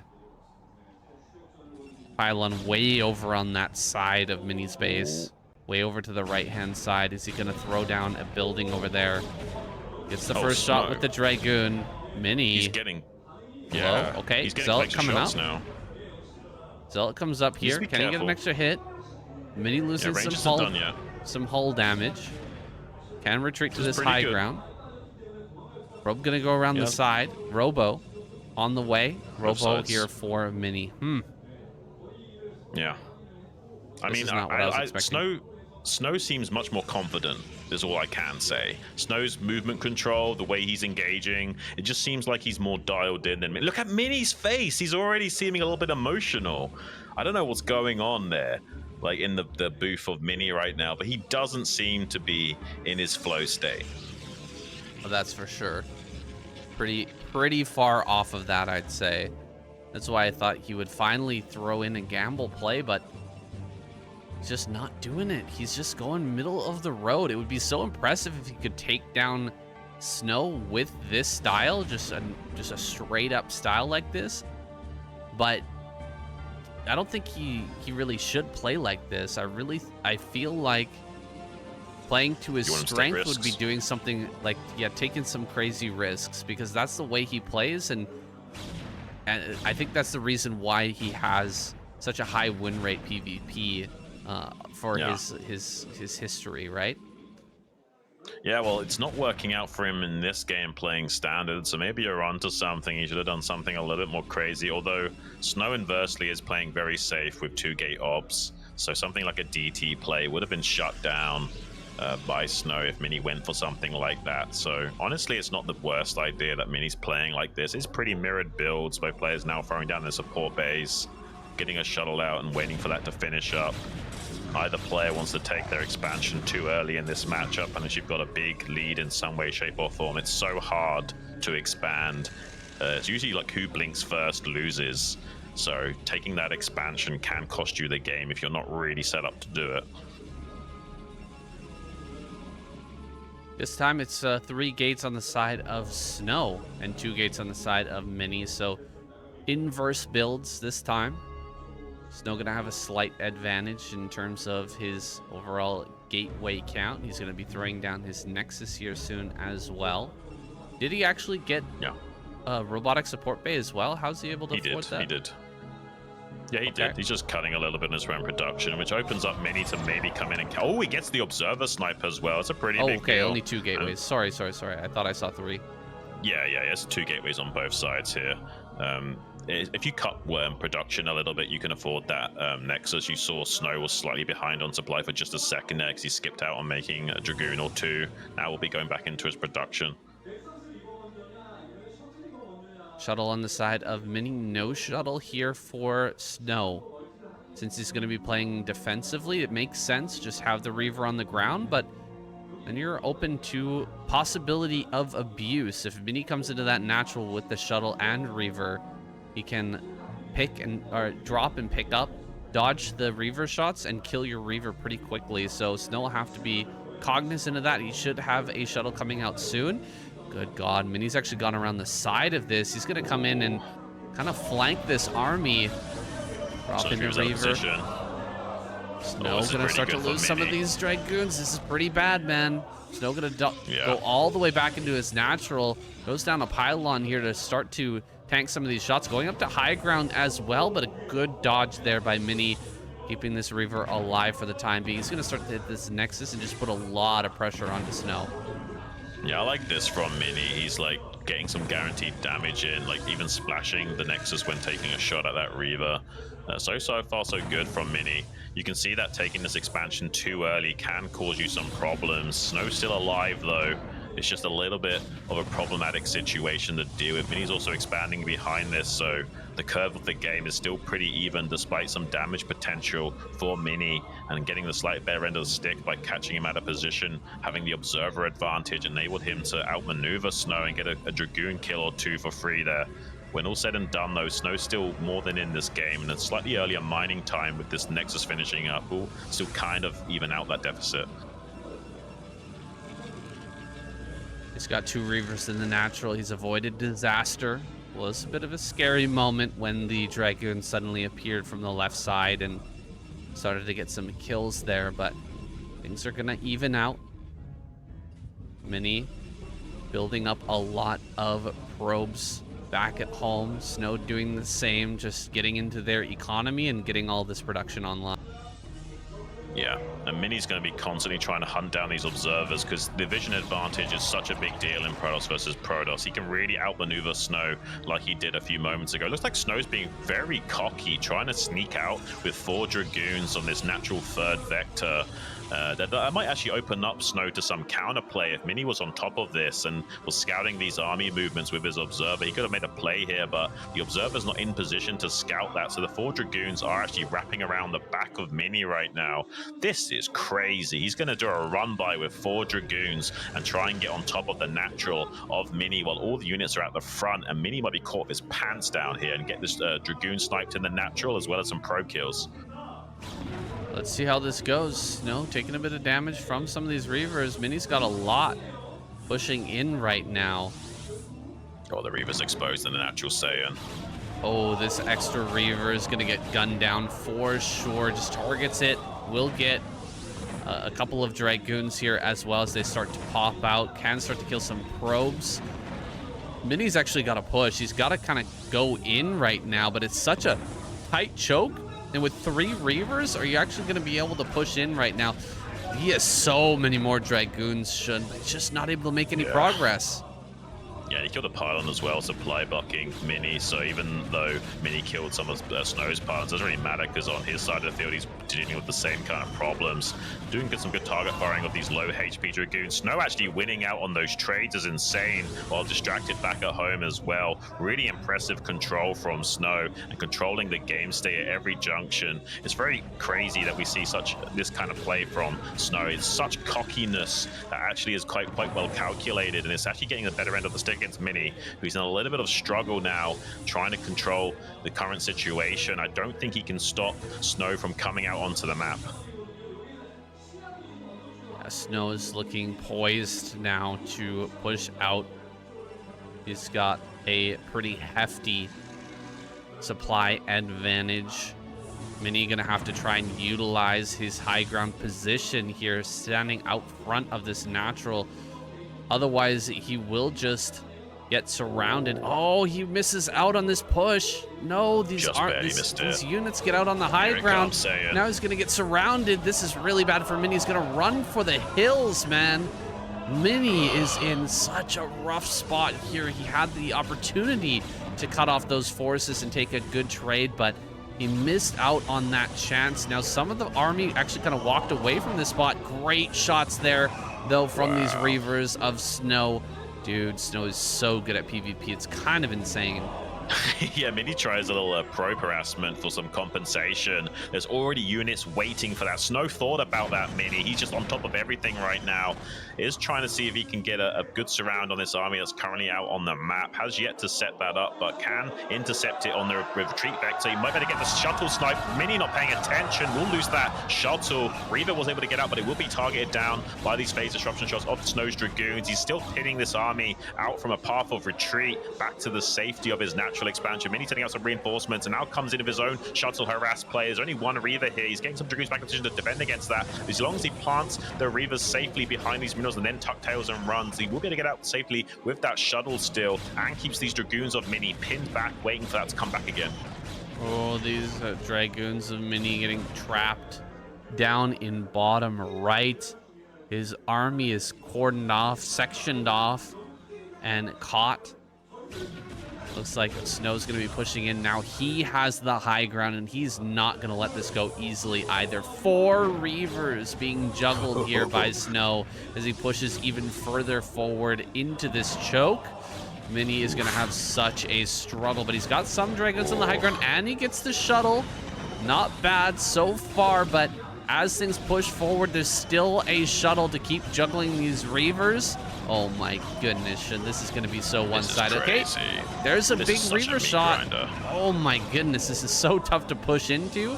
Snow had such a big advantage. He wanted to try and make that happen, but that is one way to throw the game back to Mini.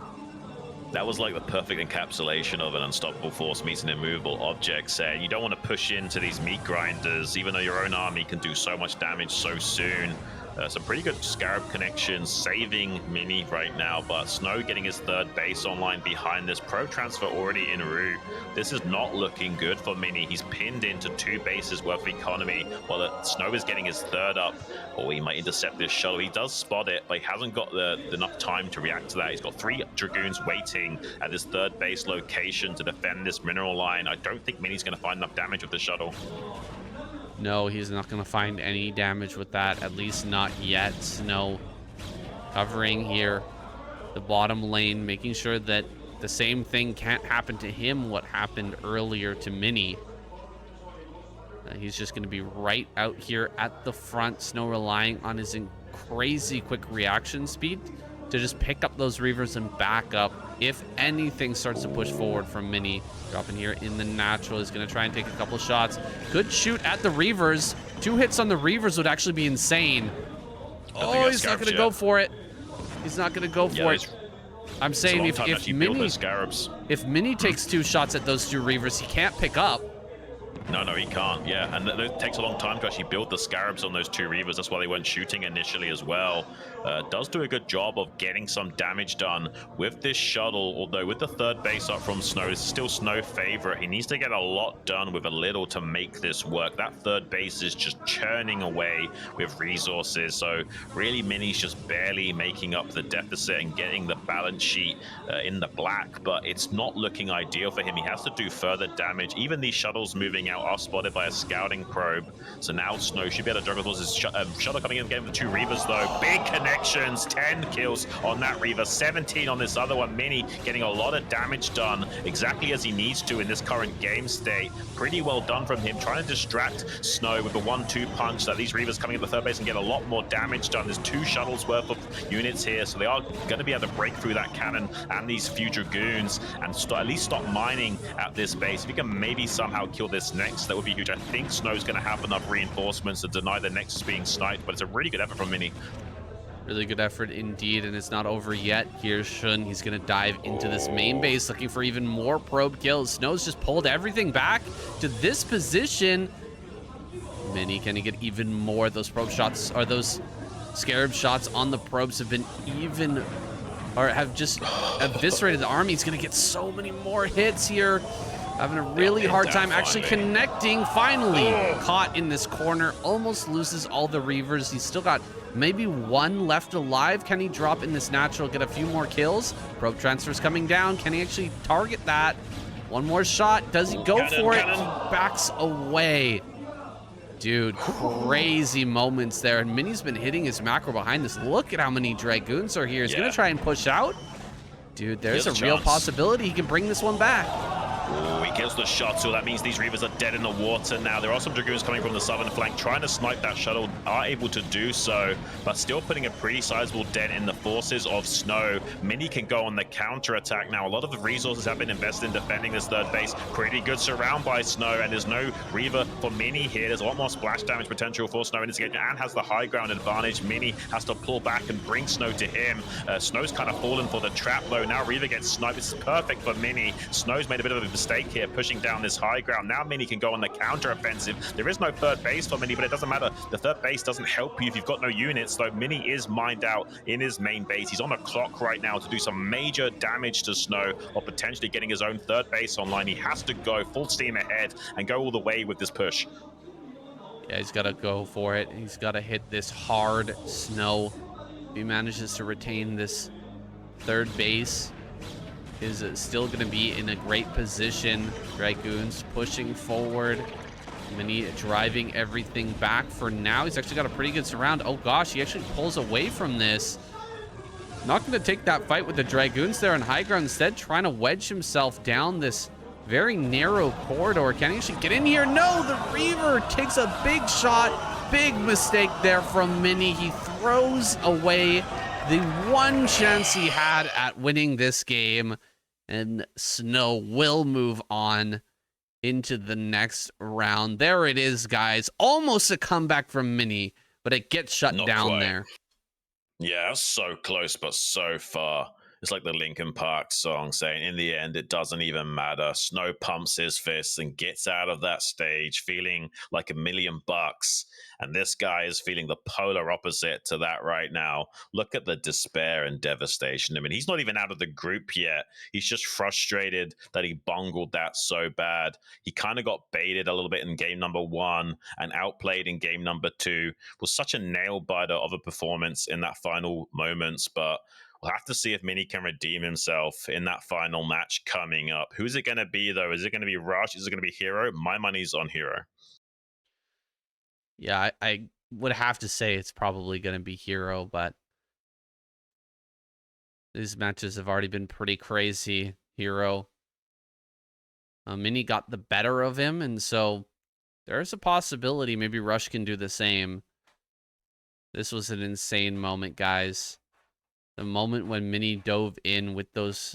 Oh, no, this is... Okay, this is this moment. I remember this. Diving in at the natural. So Mini was distracted by that shuttle going into the natural. He didn't see his Dragoon army kind of flanking this. Snow gets in there and kills that Reaver. This is what really put Snow in a great spot. Put Mini on the back foot.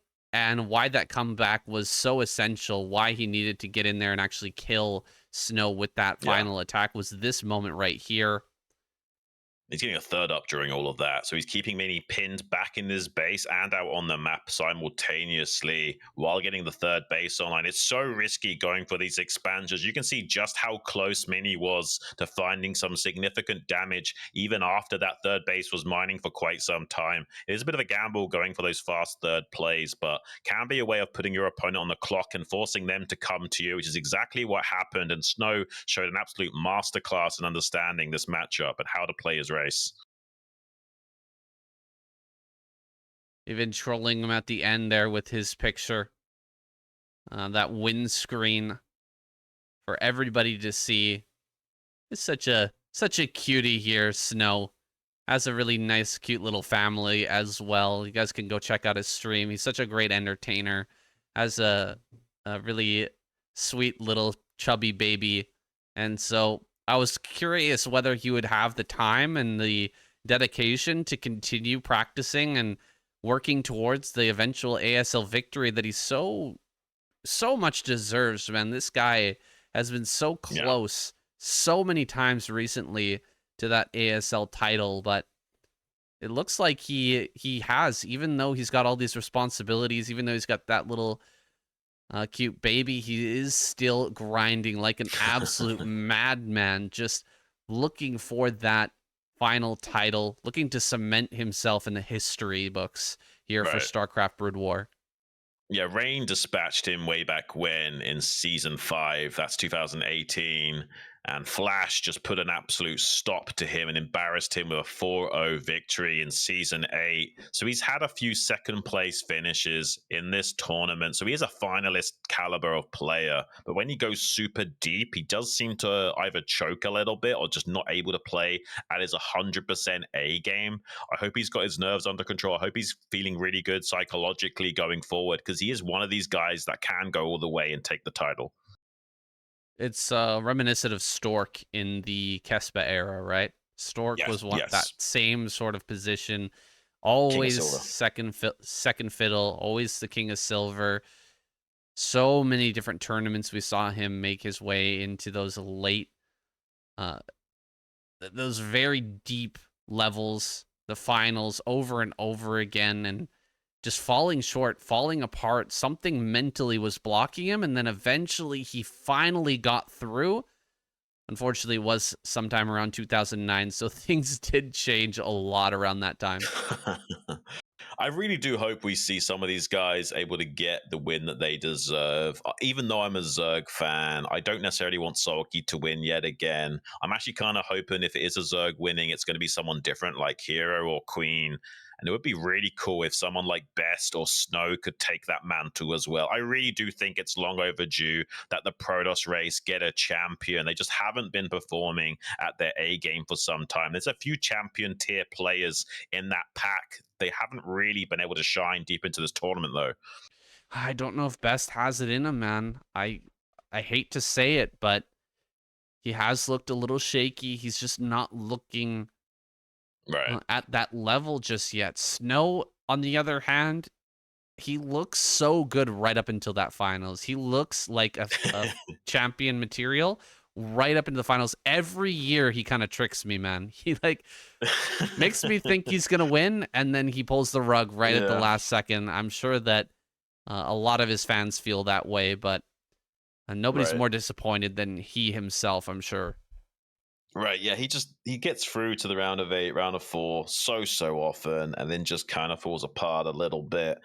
Maybe that's just a testament to how hard it is at the highest echelons and how much effort his opponent is putting into it. Like, you can imagine just how much Flash prepares for his games. He was even playing random in this tournament. That's 9 matchups you have to prepare for. That's insane levels of hard work and dedication required to come out on top of these guys.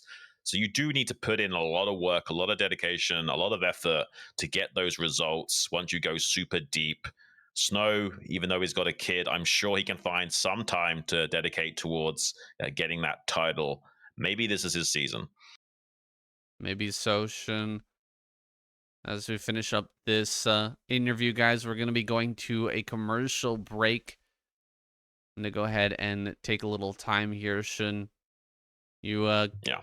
rest up, buddy, because we've got some epic series coming here. It's going to be Hero versus Rush, and then whoever wins that goes up against Mini in the finals. Truly a group of death, man. This Oh, yeah. group, so sick. We'll be right So back, sick. guys.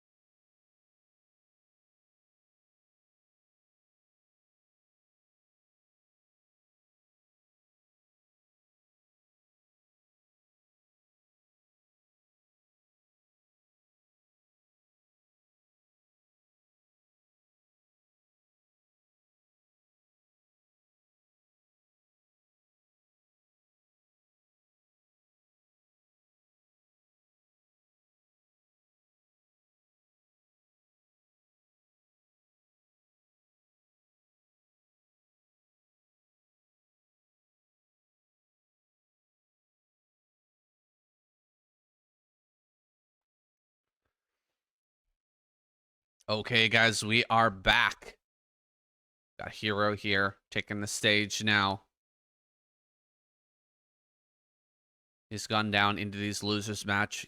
He's certainly not happy about that. Rush as well. Yeah. Pretty tough group to get through the losers match. Everybody here is an absolute killer, and so this could be a round of 8 match right here. Hero versus Rush, what we're about to see, the best of 3. It's about to get started, guys. There they are. Who's going to advance forward? Who will take on Mini? I think there's a pretty good chance whoever wins here will be able to beat Mini, because he is certainly tilted right now, dude. He is like steamed up in the back room. Definitely tilted, saying, I'm so excited. It's going to be game number 1 between these guys in the losers match. ASL Season 19 Group D, Hero versus Rush on Deja Vu.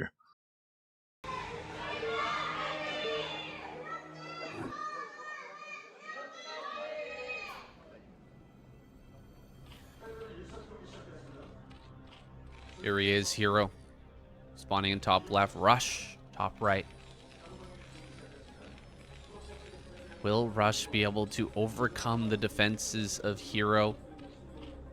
This guy is so incredibly solid when it comes to just tight macro play and a defensive Zerg style, getting up into that late game in a great position to overwhelm the Terran player.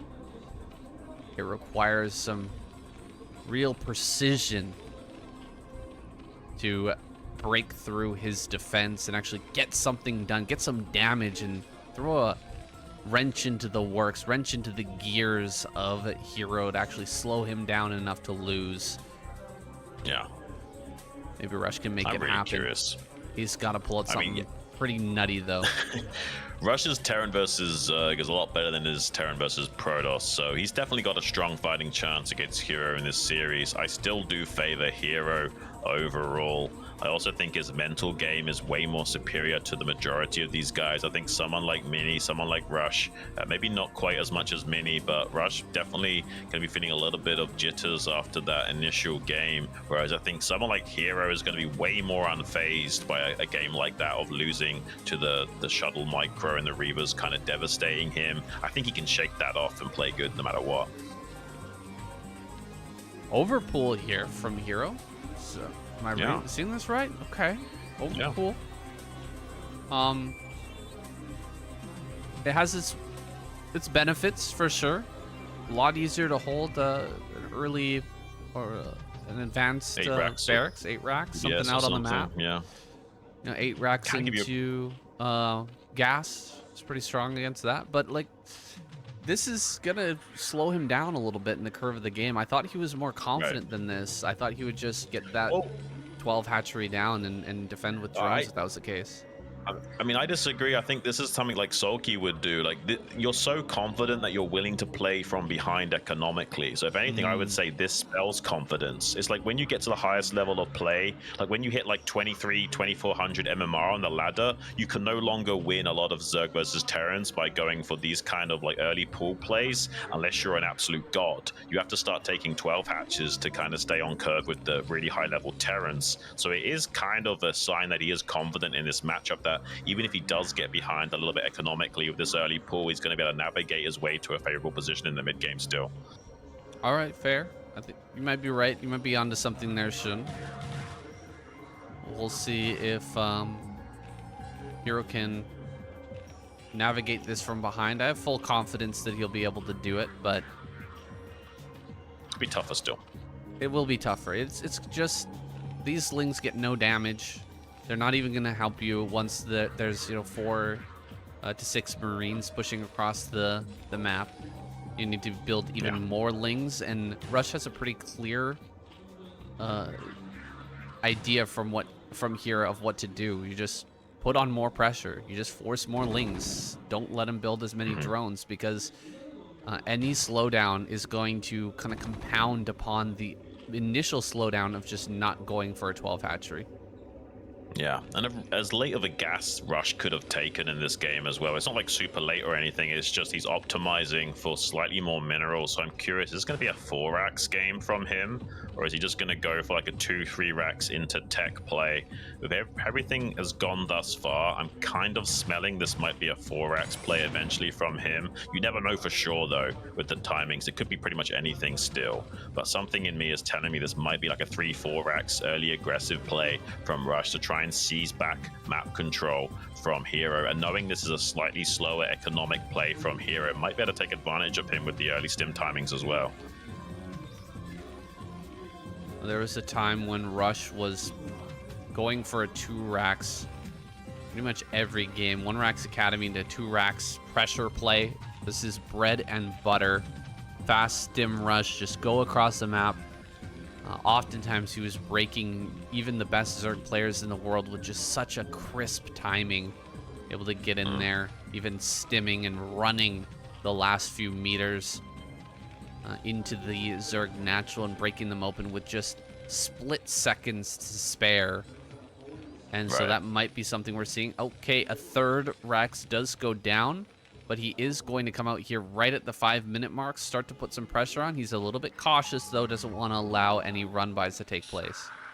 Yeah, this is exactly what I thought Rush was going to be going for, to try and put some pressure onto Hero. He won't be making a lot of mutas right away. He wants to make a bare minimal amount of mutas to defend, like initially 5 mutas, and then trickle out 1 muta at a time as he can to get up to a sizable muta count. He's got this 3rd hatchery coming down to try and optimize for lava and economy to kind of make up the deficit. So this small window in the early game where he can't necessarily punish Rush, but can maybe weather the storm and put himself into a better and better position going into the mid game. He'll have just barely enough mutas to put on the bare minimal amount of pressure onto Rush, but this isn't like a committal like you would normally see to try and slow down turret timings and put the hurt onto the Terran. This is just to buy as much time as possible to squeeze out drones and trickle in the mutas. This is really solid Zerg play. He delayed that 5-minute push out with just 4 lings, the initial 4 lings that he made to go along with this 9 pool. So he hasn't been forced to build anything that he didn't want to, right? No sunken colonies, no extra lings, only going directly into mutas. Rush has kind of failed to put the pressure onto Hero, and so Hero is just going to get into a solid mid game, no question about it. Playing from behind, that's no longer the case. He's right on time with Rush now. You want to talk about confidence, say, he still hasn't thrown down any sunken colonies, and now he's going to make some lings to eventually do a mutaling cleanup on this Bioforce when the time calls for it. He can't quite go for that yet, but soon he's going to try and get out onto the map with some Zerglings to support these Mutalisks. See if he can shave off the Bioforce just a little bit. He's forcing a lot of stims out of Rush, so even though he's not fighting the Bio, he's doing so indirectly. Every time that those Marines stim, the energy reserves of those medics become more and more depleted to the point where he can't just stim every time he wants to anymore, and that's exactly what Hero's banking on. Now he's punishing this rally point control at these turrets and forcing a move back into the main base from these bio units of Rush, and Rush now doesn't feel as confident coming out onto the map. I really do feel like he should have gone for that 4th Rax. Sitting here on 3 racks, he will have a faster factory. It's come down at about the 7-minute mark, pretty standard for a Terran build in the modern meta. Gotta get those science vessels online quickly. Don't want to fall behind in this tech at all. The tech timings are very crisp here for Hero. He has yet to take a 3rd base, and so that's a little bit concerning. Putting on a lot of pressure here at the front. You know, he did make all of those lings, and Rush is just kind of sitting back in his naturals, so they're not really useful. Would have rather spent that money on an extra hatchery, but drone makes his way down to the bottom left. Now Hero will start that here soon, and he's got his lurker upgrade on the way now, no doubt. Can he kind of prevent this Marine Force? Can he surround and kill this Marine Force and make his transition into those lurkers that much smoother? Yeah, you're trying to bait Rush into an attack to try and punish this transitional point of weakness. But that's exactly what Hero wants. He's got an extra couple of mutas and lings waiting towards the south to both reinforce this muta number if some of them do get sniped, as well as pounce on these Marines once they're out of position. Hero doing a really masterclass in just slowing the pace of the game down so that he can recover. It's going to be some time until this third base is online for him.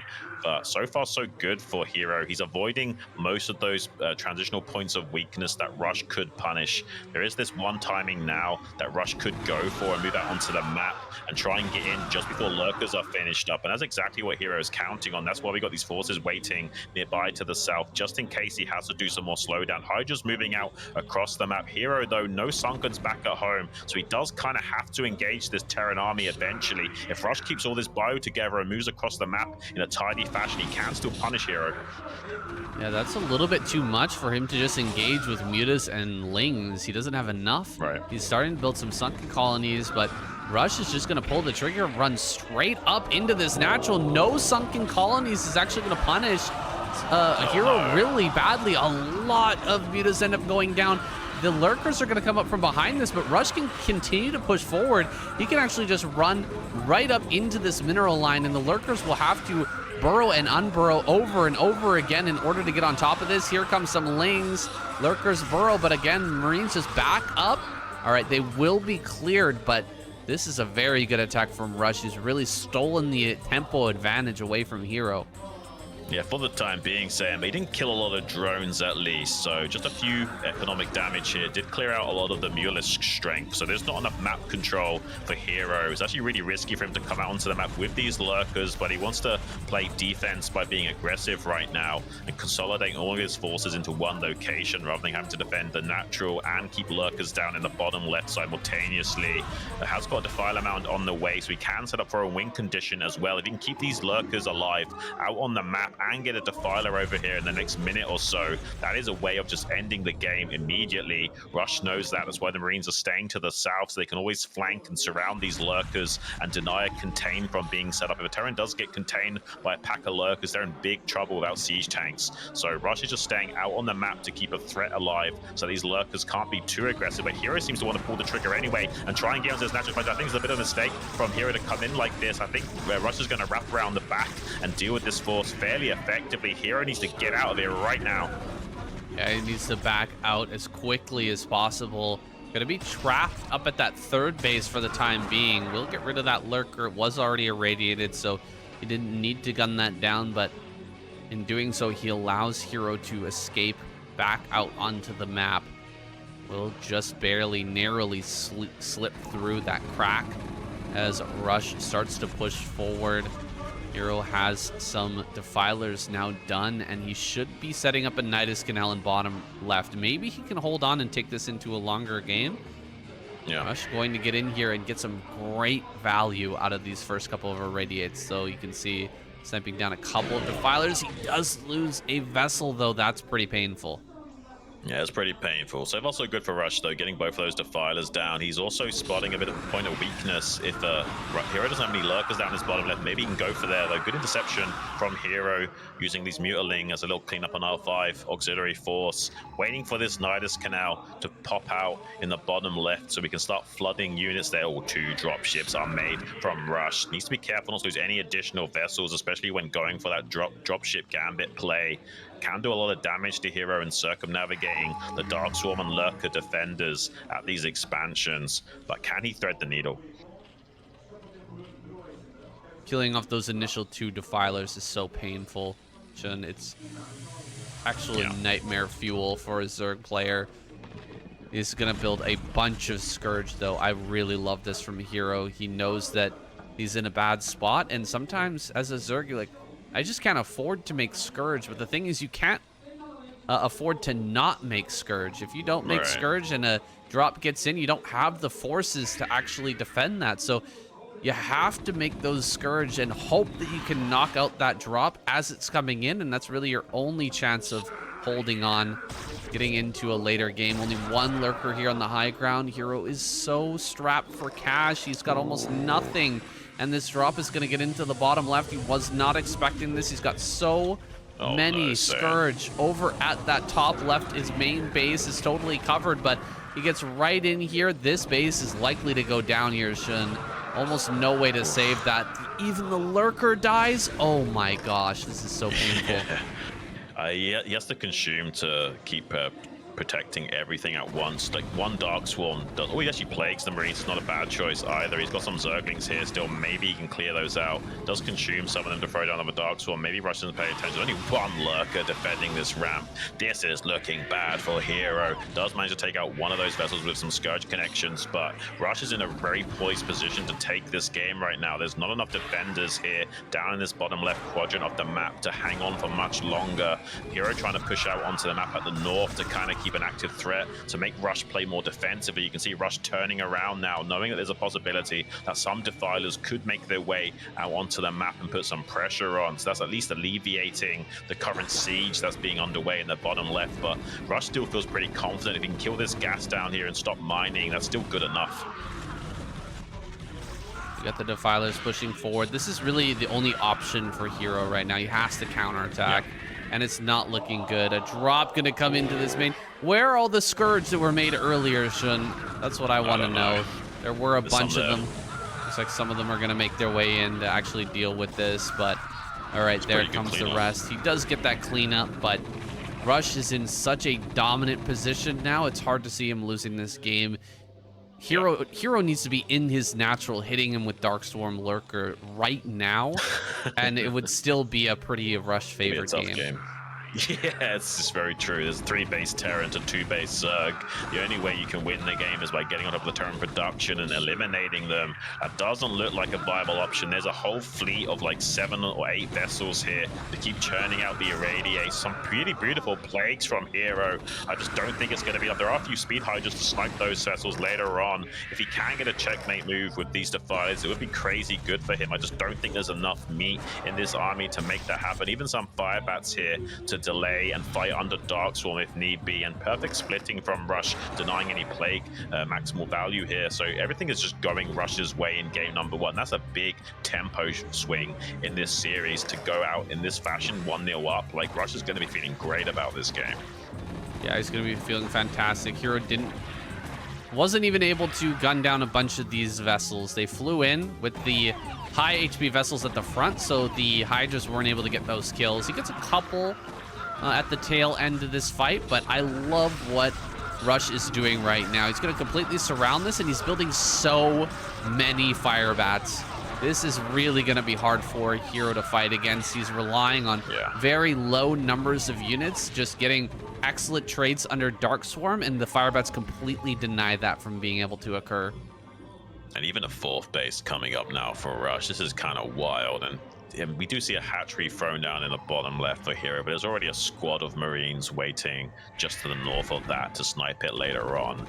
So I'm not sure Hero is long for this world. He is definitely going to be going one game down against Rush, it seems. There is a tiny glimmer of hope for Hero in this game. I just don't think he's going to find it. It looks like Rush is dotting his I's, crossing his T's, and won't be caught by surprise. He can even repair this bunker after stimming the Marines inside of it.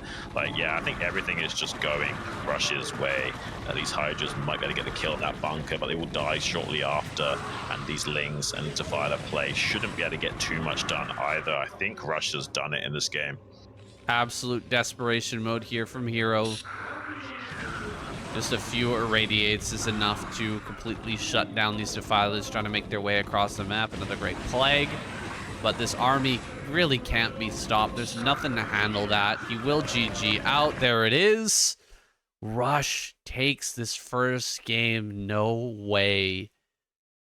Dude. Hero, 1 game from getting knocked out in the round of 16. Yeah. This is the group of death, guys. Hero is the number 2 Zerg in the world, at least on paper, but he's about to get knocked out, man. That's crazy. Yeah, Rush is pretty good against Zergs, it turns out. Who'd have thunk it, right? But he has been known for his expertise in this matchup for quite some time. The only he's a better Terran versus Terran player, you could argue, but he is very good against Zerg. I mean, it is what it is. Like, I don't know if Hero's going to be able to get it together and take this series still. It is very possible. He won't be too disheartened mentally. He is one of the few players like Sulky that can kind of, not really let those emotions get under his skin too much and kind of create a layer of separation. There's not too much attachment to that loss for Hero. He's probably disappointed in himself for making a few bungles of mistakes. We're going to be jumping right to game number 2 here, guys. This is the losers bracket between Hero and Rush, game number 2. Rush is currently 1-0 up. Can he take it all the way and get through to that finals match? The map is Radiant.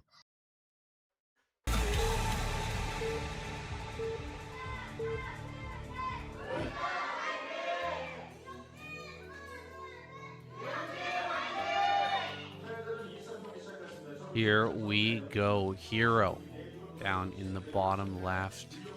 Rush top right, cross map on Radion. It doesn't get bigger than this. No. This map is huge, and there's so much space between these two players. There's a lot of room for a late game to occur. Your mama's so fat, she make Radion look small.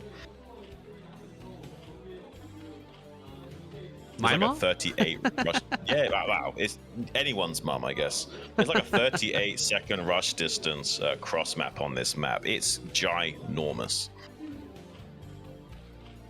It's wild. Wildly difficult to do any early game damage, whether that be with an 8 racks or with an early pool. Is Hero going to go into a 12 hatch here? It does seem so. Wait, this is a very early scout. Okay, 9 scout from Hero. This is kind of a safety build as well, right? Rather than going for an early pool, this time I'm going to get that very early scout out, check, and make sure that there's no barracks in the middle, and then try to harass the wall in while going into his 12 hatch behind it. This is how I used to like to play on macro maps, going 12 hatch. Just a cross map scout early on makes you feel a little bit safer against like BBS in the center or like a crazy 8 racks. And if you do scout like a command center first or something really early on, you can put the punish on that. And against the wall in, it also is a bit annoying to have to keep pulling off SCVs to deal with this drone harassment. So you're getting a little bit of compensation for sending that early scout if you do find them. A lot of responses being forced here by Rush. 3 SCVs, guys, just to hold this. But it's absolutely necessary with a player as adept as Hero, diving around, looking for that damage constantly. He almost gets the SCV regardless of all that response from Rush. Yeah, pretty impressive stuff. It's going to be a 2.5 hatchery play from Hero. Definitely going to be having a much stronger economy to work with than in that game number 1. We could just chalk that game up to playing from behind a little bit too inefficiently. Maybe this game, Hero is going to have a much better time of it going into that mid game. I certainly hope so, Xun. I was speculating on whether Rush would be able to crack the defense of Hero, and it happened way faster than I thought.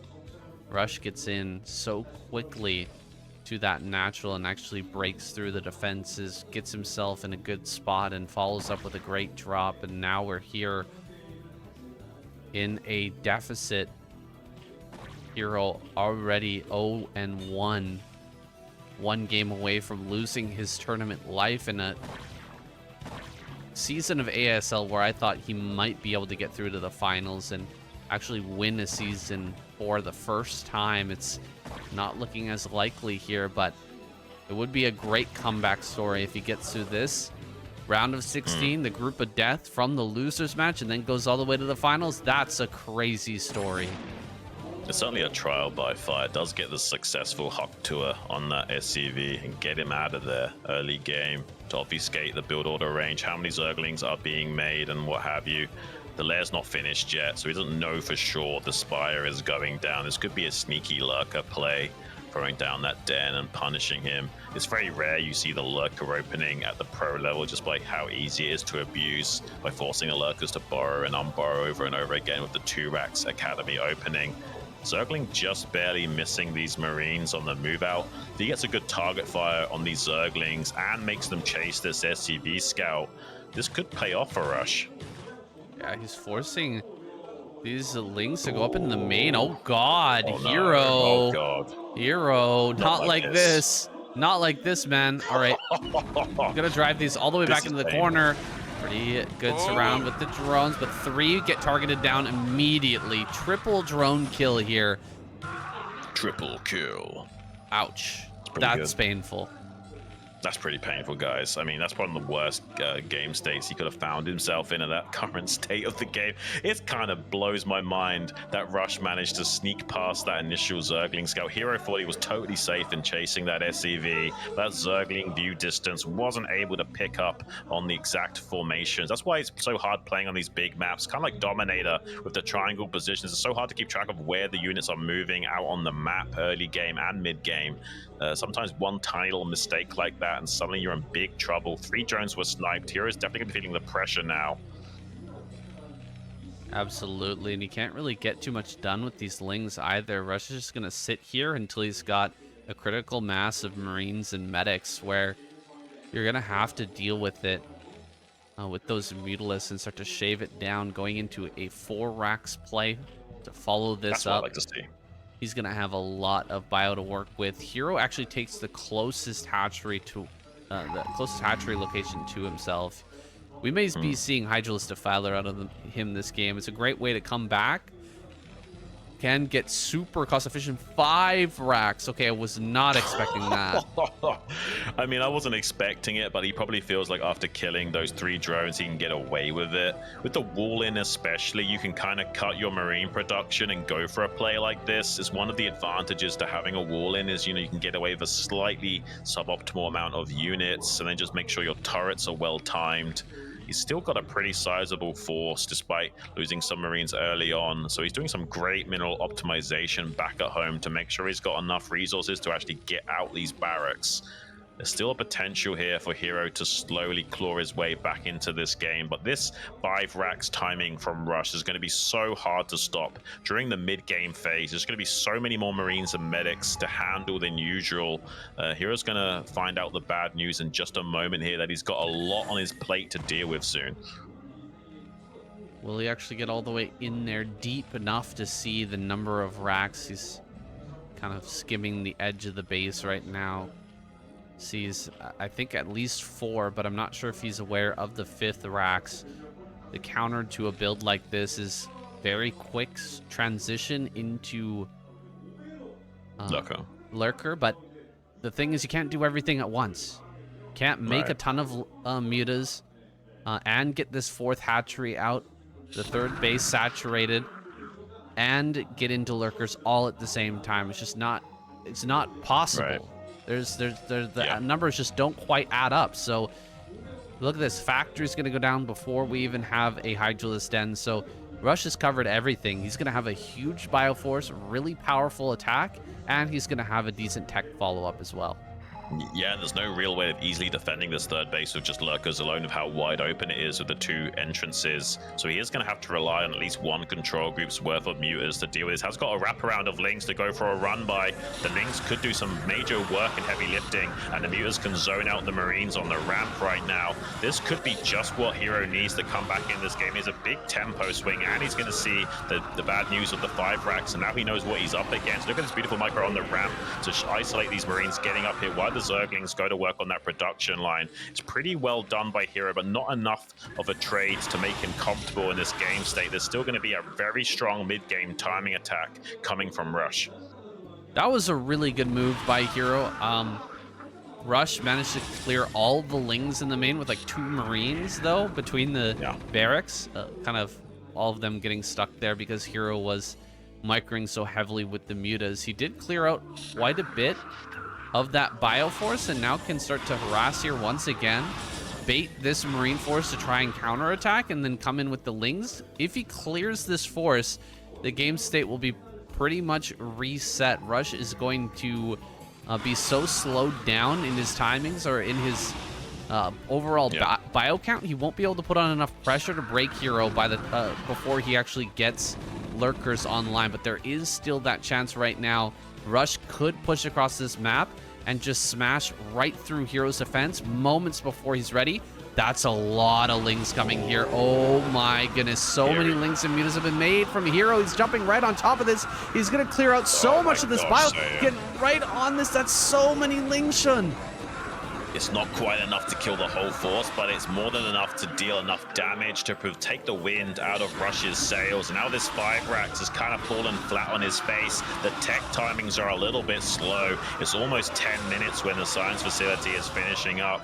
So it's going to take a little bit of time for it. Oh, he's going to get the slowdown on the science facility as well, saying that's really annoying, not getting those vessels out really early on. He's got the gas to make them. He just can't make them right now. Going to be sending over to SCV to finish that up. Look at how many Marines are dying, though. He's on top of the production. There's no way of securing this Terran production zone. He might even have to leapfrog turrets, and he hasn't got enough minerals right now to do this. He can't afford to leapfrog turrets back to his production zone to resecure this. He's just going to tap out. He knows he hasn't got the economy to deal with this. Hero reestablishes control and composure in this series, tying things up 1-1. Damn, that was crazy. Very Soul Key-esque, the cleanup there from Hero.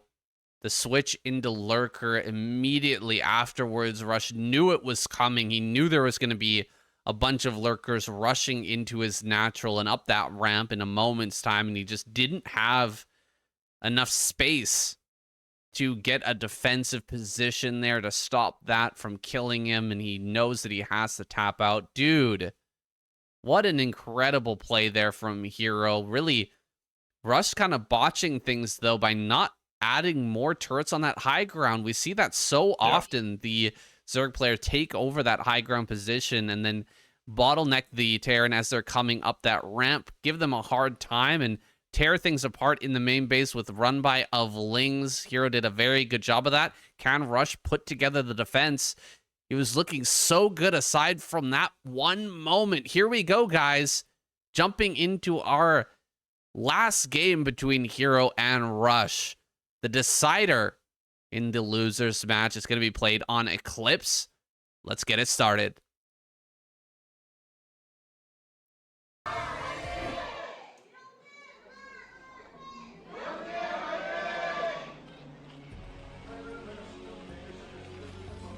Hero takes his spot in the top right. Rush in the bottom left. This is a map that made Hydralisk Defiler a meta build. So where that build was brought back into the meta, and it stayed there for a long time. And I think it'll be here forevermore. So it's just such a solid build. Yeah. That to mix in. Does require an insane amount of mechanics, but it is an incredibly efficient style of play at the highest level. These guys are able to actually keep up with all the stuff that's going on. Right, that's why it's so special watching the ASL. The amount of plates they can keep spinning, both on their side of the map and the opponent's side of the map, while putting out fires and stopping their opponent trying to knock over their plate. It's insane what these guys are able to muster in their task switching abilities, saying, what are we going to have this game? I'm sure there's some guys down below in the chat, in the comment section, wondering why isn't Rux just 8-raxing him right now? Well, that's a good question. He's probably not feeling super confident in going for something like he could throw down a 10-rax though. I think he is going to throw down a 10-rax, so he can still do a little bit of pressure here, and it does kind of not really work out too well for him timing-wise, just because it's Eclipse, it's forced cross map, so it does add a few seconds to your traversity anyway, which means that, yeah, these Marines still aren't going to be arriving as early as he would like to, but with the 10-rax timing, does still give him the option to put some pressure onto the mining early on. And this SCV, oh my gosh. There we go. Oh boy. There we go. Second Rax out on the map. Crazy. This is not a BBS. There's no pool. Oh my gosh, it's a late pool. Wow, 13. Pool on 13. It's a late pool. Oh my gosh, I think Hero just like shot himself in the foot trying to be way too unnecessarily greedy in this game. He's not even scouting as well. He's going to have to rely on pure drone micro to deal with this, and he's not going to be able to sniff it out. It's just too hard to figure out with your Overlord scout what's happening. By the time it gets there to see there's no command center, it's going to be a little bit too late. This is crazy. Hero might just be knocked out because of this. There's a very good chance of that. It's a throwback to his ASL qualifier run where BCM knocked him out of the qualifier first day, right?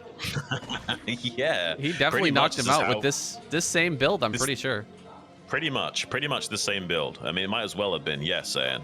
Maybe it's a slightly better obfuscation of the build order from Rush, maybe a bit better execution as well, but more or less the same kettle of fish that he's going to be up against. He did see a fairly early Marine meet his Overlord out on the map. He might be able to figure out this is a 10 racks, but there's no way he's going to figure out that this is another barracks that's coming out from the right-hand side. There's going to be so much pain train coming Hero's way in a few moments here. If he can't figure this out right away and start a creep colony and start some additional links instantly, he's in big trouble. Oh gosh, he sees it now. He's going to immediately throw down that sunken colony. He's throwing down the sunken colony at the back. Double sunken colony, actually. Really good idea here from Hero, but will it be enough, man? I don't know. Too many Marines here. They're going to start to hit this. A lot of drones are going to be pulled. Double sunken on the way.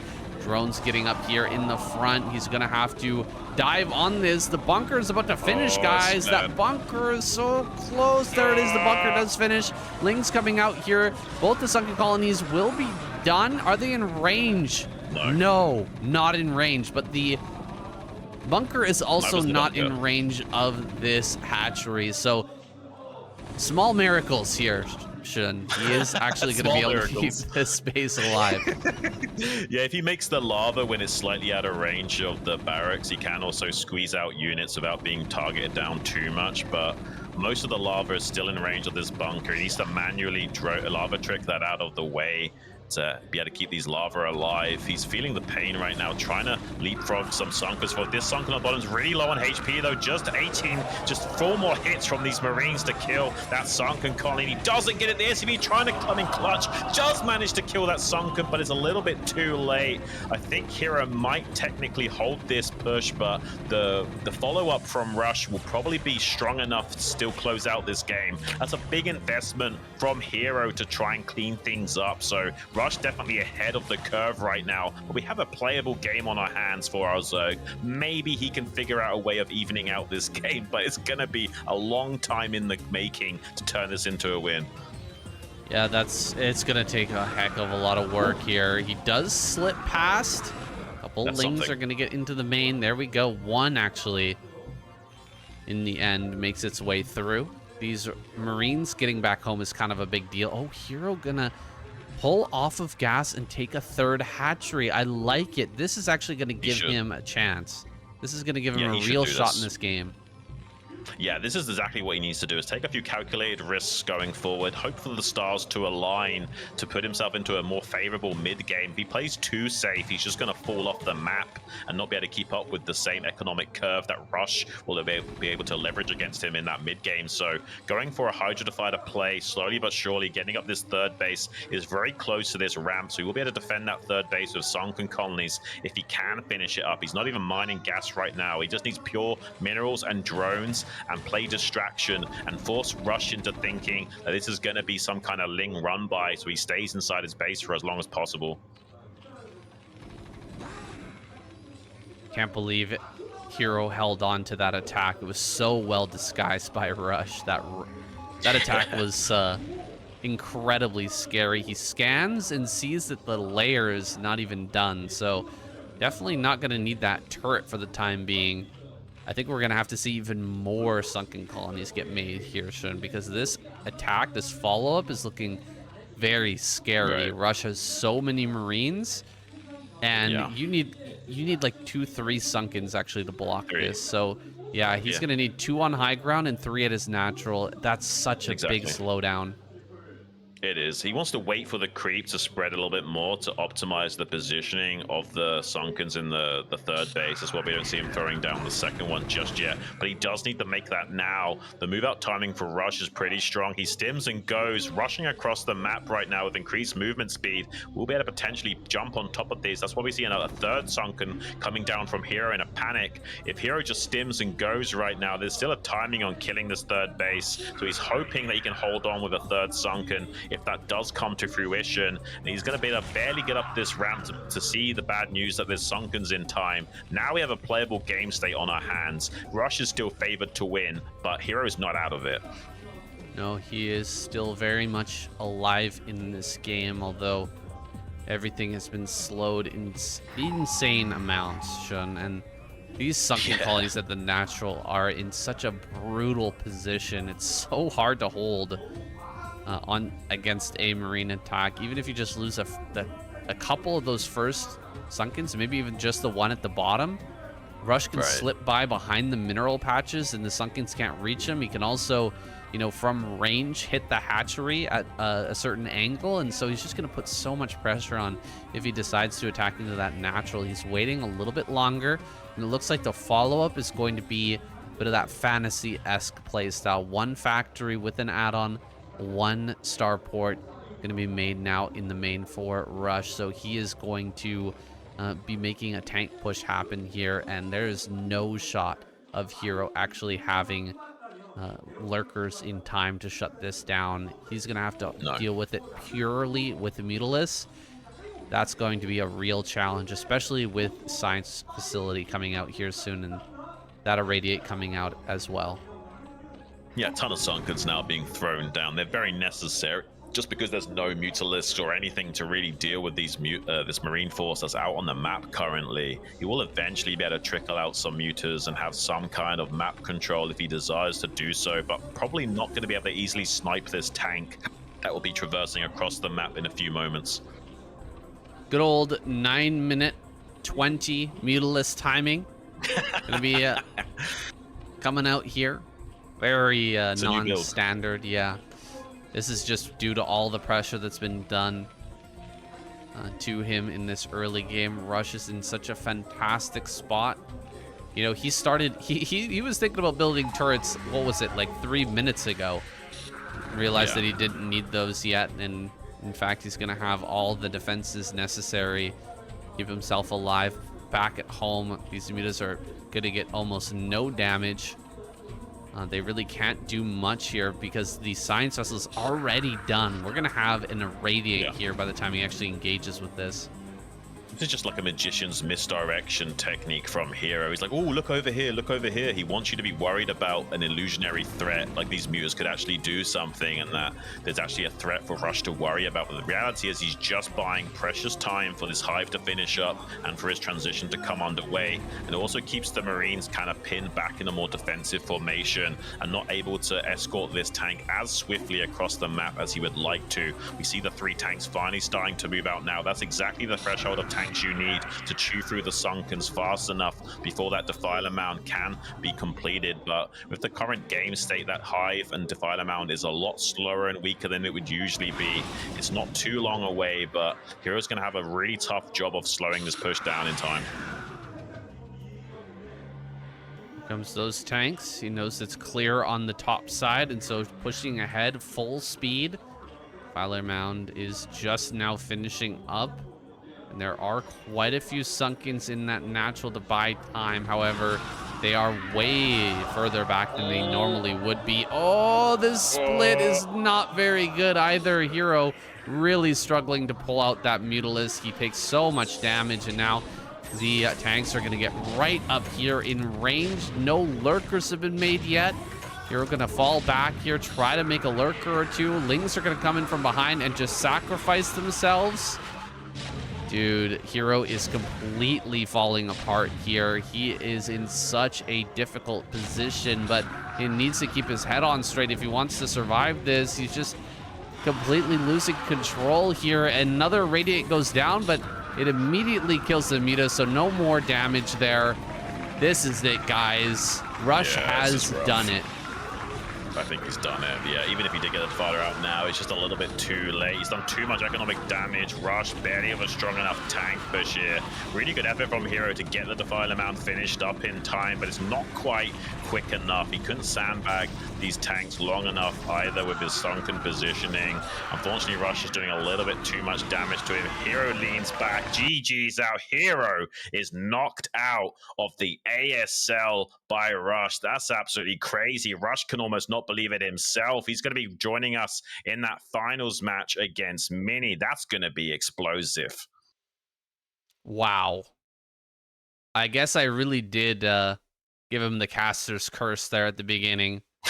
But the shocking thing, the only surprise that I said for this series was if Hero doesn't make it through and he goes out first. Are you kidding me? Well, that's the group of death for you guys. It really is. Yeah. It's just, you end up in a group like this with all round of 8 players, you're going to have a bad time.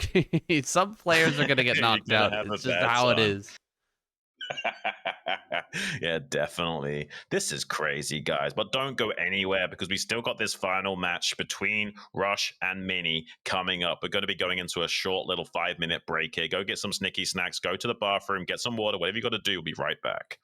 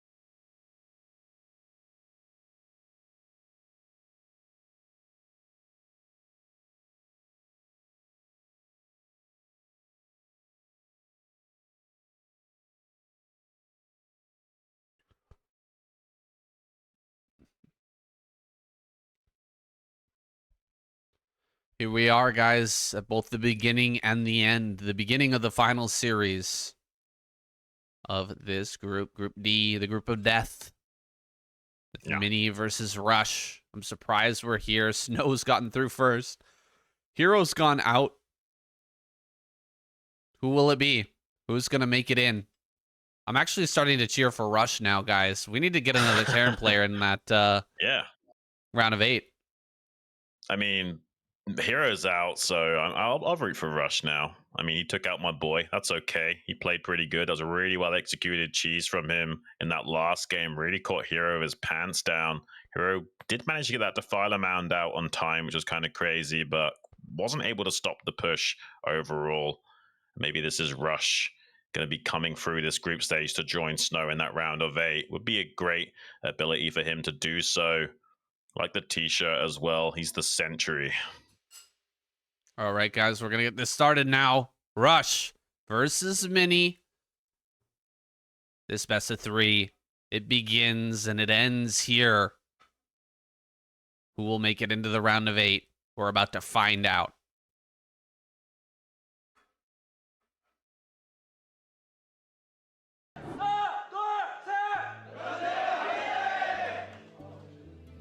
Mini over in that top left. Rush bottom left on Dominator.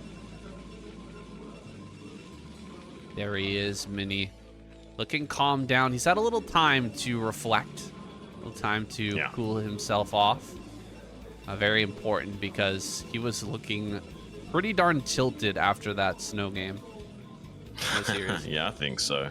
I think he's pretty glad that he doesn't have to rematch against Hero as well. I think he'd be a little bit less prepared for the PVZ than PVT matchup here. So a little bit of things going Mini's way. Still don't think Rush is going to have anywhere near as hard of a time against Mini as he did against Snow, though. We should be seeing a much more solid Terran versus Protoss overall.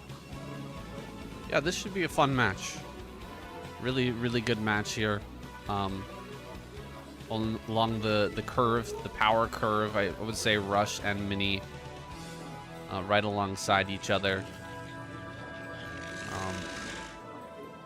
Definitely going to be a good matchup here. So Mini throwing down his gateway, gonna put on some pressure. Can he get in and steal the gas as well? He didn't send it out early enough, but he will get that 50-50 chance and get in here. Oh, this is going to be really close, actually. He didn't send this out early enough, 11 guess.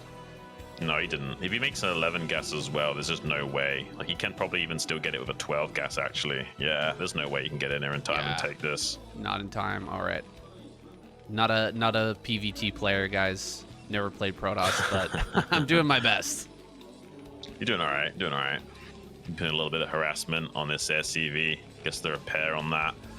Probes don't have as much DPS as SCVs, but utilizing the additional range does allow you to put on a lot of harassment and force an extra SCV off the line to come and repair that. So kind of paying for the fact that this probe isn't mining back at home by forcing an SCV off the line to chase it like this. Yeah, Mini, excellent with the control. Putting some damage onto that SCV, and Rush could have set up this nice little Sim City in preparation for the Zealot. Will actually be coming across this map. Zealot on the way now. Mini, will he be able to get in and get some damage with this? Will he be denied? Rush's early game control has been looking really solid. We'll see if it holds up against Mini, who is an incredible early game player. Dude, this guy has some of the best probe and Zealot control I've ever seen. Yeah. Is he going to be able to get in here and get that damage done? We'll have to wait and see. The factory was a little bit later than it should have been because of how many SCVs were pulled off the line to deal with that probe harass. So this is a nice little slowdown. This is going to be crazy. Wow. He might actually be doing something insane, like a cannon rush or something in the, or at least put a shield battery up there is also possible. I'm really curious if he does throw down a forge in his main base and go for a cannon rush. I doubt he will go for that, but it's possible. Is he just going to throw down the shield battery, or what is he going to throw down here? Shield battery. I mean, he went for gas. If he didn't go for gas, then maybe he could afford to go for a forge. Gets down here, gets 2 Marines. Ooh. 2 Marines die, Xun. Oh, that's my crazy. Goodness. Oh my goodness. Just Okay, kill that one missile. of the zealots goes down before the shield battery can finish. That's pretty important. Wait for that. Yeah, he's trying to wait for this shield battery to finish. They do build exceptionally fast, these shield batteries. I think it's like 18 seconds or something insane like that. It's pretty quick anyway. Does manage to get the recharge on those zealots finally. Goes in for round 2 with the second shield battery also finishing up to keep that cycling in. Pretty good target firing. That zealot will be able to take it down though before he gets this recharge. Slightly out of range from that second battery on the left-hand side. Now going to have to run back with his zealot. That will be able to be targeted down. There is a Dragoon on the way, but most of the energy has been depleted on these batteries, so should be able to bully back this Dragoon with these 3 Marines and 1 Vulture. Okay, can he get in here and kill some of these Marines? I think he should be able to. He's not going to dive all the way in, though. Dude, this is so much. So much commitment from Mini, and he's just going to lose both the batteries and the pylon. There's no way this is worth it. This is so not worth. Did you see Mini's face a moment ago? He kind of threw his head back with his mouth wide open, like, come on. It was like, yeah, when you go for plays like this, Mini, of course it's sometimes, there he goes again. He's definitely getting emotional and tilted right now. He's making his Nexus at a reasonable timing. There's no command center yet, but when all said and done, that's a big commitment. And the CC going up at the same time as the Nexus does usually indicate a Terran advantage position. So Rush going to be feeling pretty fantastic about how this early game has gone. I need a Mini emoji for my stream. That one, when he throws his head back like that. Whenever I mess up and throw away my army or try a build that doesn't end up working or miss an overlord. Oh my goodness. Yeah, it's kind of becoming a meme now, the mistaken Mini phase. Yeah. I'm gonna put that up. He's going to be getting up to 4 Dragoons reasonably quickly. Maybe he can come in here and snipe this tank. I don't think so. I think the timings of Rush are crisp enough that there's just no windows for Mini to exploit here. He's just going to have to see, you see the second tank already. He's going to have to sit back and just try and play a macro game from this position. And he's not going to be able to apply as much pressure to Rush as he should be able to usually. Rush is just going to chug along going into his mid game without anything to really worry about. Yeah, nothing to worry about. Just making sure he's got everything he needs. We'll be getting a couple more vultures out, and his mines have just finished up. At least Mini catches this vulture, so that first vulture not really getting the value that it was looking for. Mines getting removed here. Mini doesn't try to take a quick third. I thought he might. Okay, he is going to send that probe out now. And taking that around 7 minutes. He really does need to take some risks here if he wants to try and come back in this game. Yeah, it's going to be pretty brutal. It's a good job that he did snipe that vulture. It would have been annoying if he did get the slowdown on this third base timing. You can even sometimes lay down like 2 mines close to each other so that if they try to clear out the mine patch without having Observer finished, you can still get a lot of damage done to those Dragoons. But the vulture wasn't able to get in there deep enough to get something like that going. Rush, though, still feeling very confident about his game state. This is extremely slow third base from Mini. You don't really have to punish this as Terran. This is about as non-greedy as it gets. Anything past 7 minutes is pretty slow and nominal. And so Mini's not going to get super greedy here. He's built quite a few Dragoons. He's expecting a push from Rush, most likely. Oh, the block! Oh, no. Not going to be able to block that. And he doesn't have an observer. Okay. Good job there, clearing out that mine without taking any hits, but more probe damage. I mean, Mini can only fall so far behind. He really does need to have at least a fighting chance. In order to have a fighting chance, he needs to have a couple of things go right for him here eventually. Yeah, another vulture run by attempt will be able to probably be shut down. He's trying to mine up in front of the Dragoon's faces and force some good connections. He can still make that work with good shift hold micro, allowing him to plant the mines and shoot instantly. Mini, though, going for a counterattack. He sees the bunkers exposed. Tank's not yet siege in position. Does manage to take that bunker out, but the siege tank's just barely getting into a good enough spot to prevent any additional damage done. So Mini not really accomplishing a lot still, despite killing that bunker. Vultures still sharking around. They did plant a couple of mines up at that third base location to keep track of when the probe transfer will be coming in. Maybe they can find some additional probe kills. Mini can't really afford to pylon wall both of the ramps right now. Mini opted to make quite a few Dragoons rather than get this Nexus online really quickly, and tried to leverage those in the natural to pick off some tanks, slow down Rush a little bit, but unable to do so. He's now stuck in a situation with a relatively slow Nexus and no damage being done to Rush, just a large Dragoon force sitting out here in the front. What can he do to leverage this position into a winning spot? Well, I think he's just going to have to wait for Rush to make a move and hope that he can get a solid cleanup on the push. Like, drop some Zealots on top of some mines or something and drag the mines into a big clump of tanks or vultures and overwhelm the spot. That is always a comeback mechanic that can work in PvT. Yeah. It's always a possibility that Terran makes a mistake like that. Yeah, he definitely needs something or a little bit of magic going his way to make this game a much more playable state of affairs. Does look okay in terms of supply, but that doesn't really tell the whole story of what's happened this game.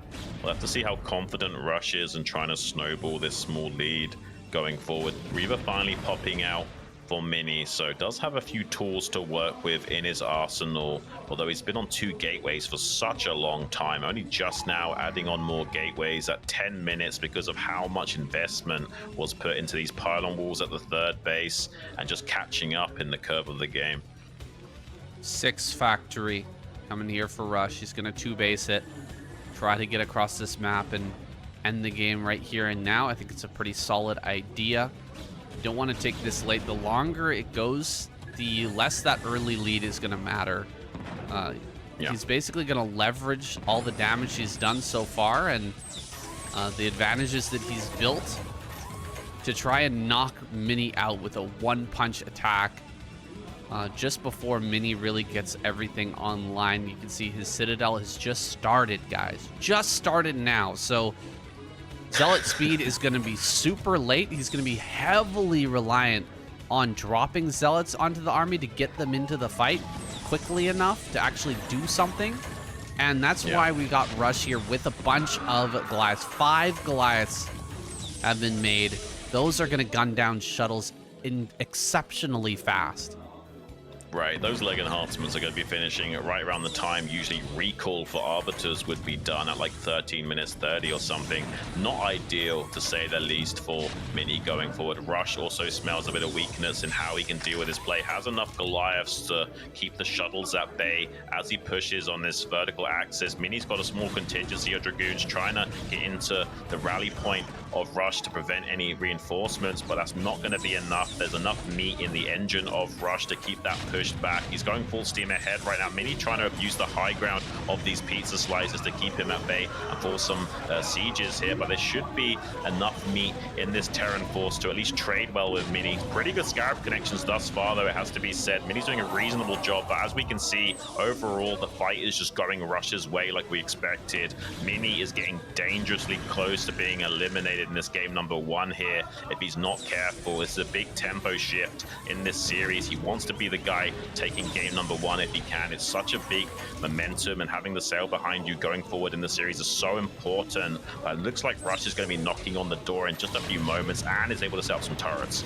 Ooh, this Reaver not able to get a shot off. That Reaver really needed to get some big damage here before the tanks can leverage all their shots. Oh, huge hit there.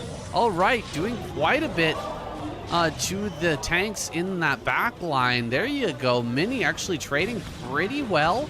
No Goliaths in that force, so he wasn't able to force that back. Wasn't able to shut down those Reavers and those shuttles. And so Mini has a fighting chance, but Rush is going to continue with this attack. 6 factory is a lot of production. He's sending up so many vultures and tanks to this front line. Can he actually break through Mini's defense? Mini's got a 4th base coming up online. He's adding a bunch more gateways here, but he's slipping a little bit in that macro.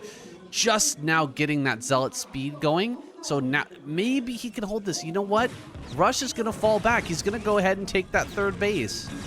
Yeah, he's feeling like he needs to transition. He can't just stay in full steam ahead against Mini. There's a chance that Mini stabilizes and runs away with the game if he does that. Needs to kind of not count his chickens before they hatch here.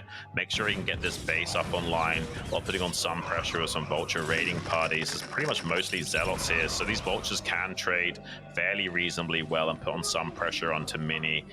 So far, though, the game state will settle a little bit here. Rush will be waiting some time before pulling another trigger on an attack. It might enable Mini to get these 4 bases mining and get a much more playable game state underway once he can churn out on like 8 to 10 gateways worth of production. Even a Dark Templar coming out to sneak around the map maybe for some scans. Hopefully we can get some storm drops going for Mini or something to dig into the Terran's economy a little bit. If he just lets Rush get by with 0 damage done the whole game, it's going to be really rough to keep trading with him. Oh, for sure. 2 shuttles out here. It will be most likely transitioning into those Templars soon. Rush's high ground spot here on the 3rd is looking scary, though. Maybe just going to dive into the main base instead. However, Rush also preparing significantly in that main base, having mines basically everywhere. The turret ring is done.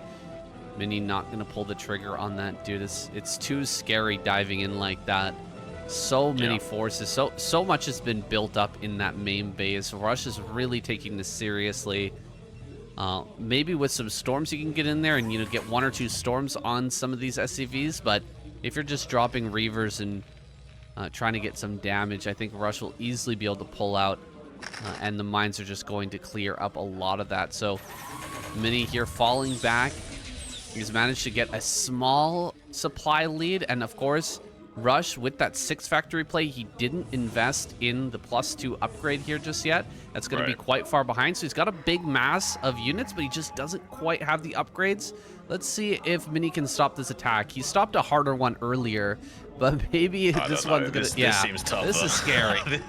This is really scary, Saiyan. I mean, it's only 1-1 upgrade, so if Mini can somehow hold on, he will be able to trade better and better as the game progresses. But Rush looks so unstoppable right now. He's going to go for a counterplay, a bit of a poor man's recall into the main base while Rush is distracted on his attack vector towards the mineral only. There's a lot of Zealots streaming into the main base. Hopefully the rally point of Rush has enough units built up that he can start to fight against this. Tanks are being taken out by the Reaver. 1 Reaver does go down. It looks like there's a tank in the middle around the main base to shut down the remaining Reaver. So far so good for Rush in cleaning up this attack. Fairly effective, much like Flash would, just uses rallied units to clean up the harassment while pushing forward on the issue.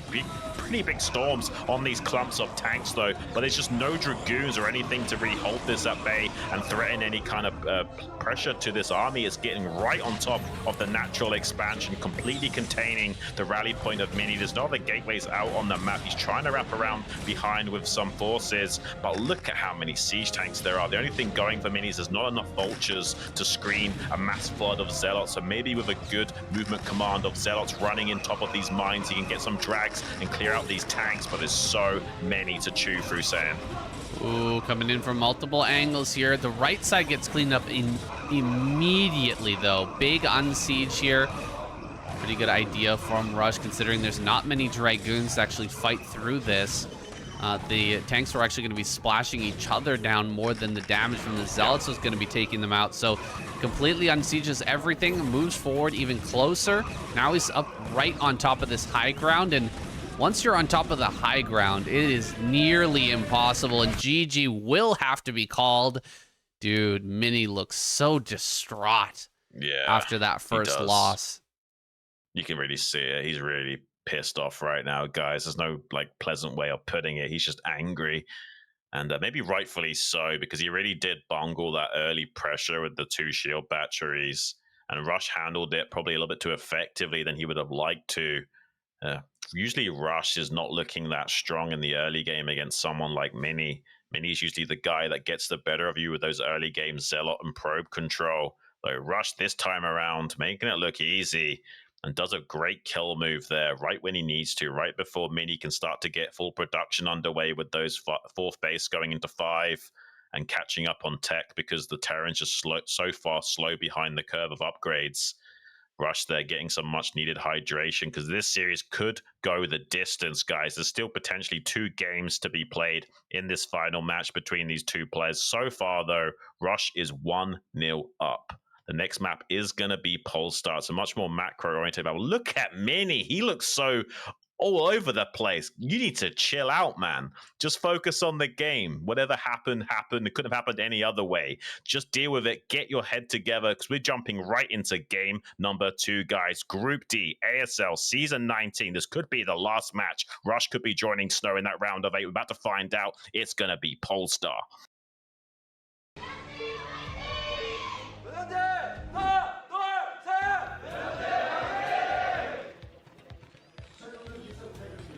Here we go, Rush. Over in that top left, Mini. Bottom left. Look at him, he's still grimacing. Gotta just get that last game out of your head. I know exactly how he's feeling, though. Whenever I'm on ladder and I just finished a really difficult game. Sometimes go into the next one, you know, totally not even thinking about the matchup. Start it. Right. You know, do a ZVP build when I should be doing a ZVT build just because I'm thinking about that last game. The funniest thing, I'm not dissing you, by the way, but the funniest thing I've ever seen you do on stream was lose a scouting drone to a Protoss and complain about Protoss because you're already tilted from dealing with Protosses that day. Yeah, there's no end to the tilt when it comes to playing on a ladder. It can be entertaining, I'm sure, but it's just, it's suffering. Life is suffering, guys, and Broodwar is a good metaphor for life. I think that suffering, though, is in your head to some degree. Like, if you tell yourself the story that you're suffering, then you are suffering. The story that you tell yourself about your experience and reality is so important. You can choose to suffer, guys, but you can also choose to not suffer as much. I'm not talking about, like, physical ailments of actually having to, like, go to hospital and deal with physical pain. I'm talking about your psychological approach to that so-called suffering. It's much more easier to endure if you don't think about it too much. Imagine you're, like, trying to, like, hike up a cliff or something. Yeah, it might seem like it's really hard to do, but if you just stop thinking about how horrible it is and instead just focus on getting up the hill or the cliff, it's much more easier to stomach and manage. Mini's dealing with some suffering right now. He's feeling it. He's gonna open up with Nexus first. Try to get a bit of an advantage, but may open himself up to a counterattack from Rush. Looks like he's going to have this probe out in the front, ready to begin the chase micro. Will he? Okay, he does throw down a pile in the natural. I was wondering whether he was going to do this. If he gets in here and scouts Rush and sees that he's continuing to build Marines, I think we're going to see a forge. And then he can just build a cannon at this front and be pretty darn safe. Yeah, if they go for some kind of really fast play to counter this, you could just throw down a forge and a cannon and stop any kind of like strong FD push just coming in here and wiping you out with a superior count of Marines. Don't think he necessarily needs to rely on the forge either way, though. As long as he's got some good scouting and response to that. Could also make a shield battery at the front in response. Still a pretty reasonable way of dealing with this.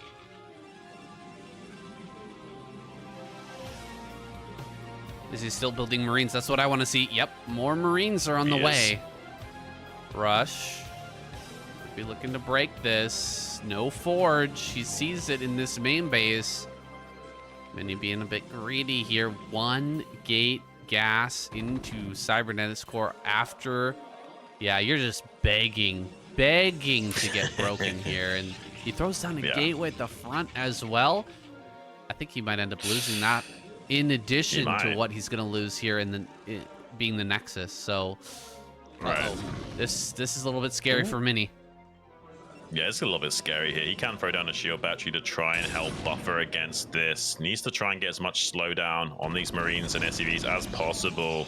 buying some time for some extra macro cycles. We'll be able to slide around to the side, then come back in from behind to get on top of those Marines while drilling the probe through the front. Could get a pretty good surround on those Marines with good control. He's struggling to get the perfect surround that he wants to. It's pretty good executed play from Mini, but not enough. Rush is getting the better end of this stick. We'll be getting this bunker up, and this shield battery's not quite in time. This is seriously annoying to deal with as Mini. 2 Marines at least can be getting into the bunker. Third one as well. SCVs can help break this gateway wall at the front. That's a lot of production. Look at Mini. He's in disarray right now, both psychologically and physically. He's definitely the victim in his narrative, Saiyan. That's the problem. That's why he's suffering so much, because he's got too much of a victim mentality, and that's why he's getting absolutely bowled over by Rush and completely crushed in this round of 16 phase. It's really unfortunate, but Rush is just playing so good today to redeem himself. There are situations where, as a Protoss player, you can just pull all the probes and run away from the Nexus, but he just put too much commitment onto that low ground. He put an extra pylon, he put a gateway down there, and a shield battery. It's just so much money to invest. He can't fall back, and so he threw the probes in to try and get the kills. He blocked his own Zealot, by the way, with those probes. So the Zealot wasn't able to get on top. It's pretty classic tilt, honestly, that we see from Mini a lot of the time. And now that mines are done, gonna run right up in front of this, try to get some connections here. Looks like it won't happen. Mini gonna try and fight this back. From such a deficit, though, it's incredibly hard. Oh my goodness, these can't get up the ramp. Holy, that was looking scary there for a moment. If he lost that Dragoon, dude. Yeah. Mini looks detached from reality right now. He's too inside his own head. He's just dwelling on all the things that have happened to him, and that doesn't allow you to play at your A game. You can see just how distraught he is emotionally. He's literally in physical pain. He's like in the Matrix. His brain is making it real. So the suffering is now physical, no longer mental. And he's not just psychologically tuned out of the game, but he's also literally causing himself pain just by having to go up against someone like Rush in this current series, and it shouldn't be that hard for him. He should be able to collect himself, but he is one of the most emotional players in the scene that wears his heart on his sleeve, and when it goes wrong, it goes horribly wrong. He should be a Zerg player. Well, Mini is going to be beyond tilted after this.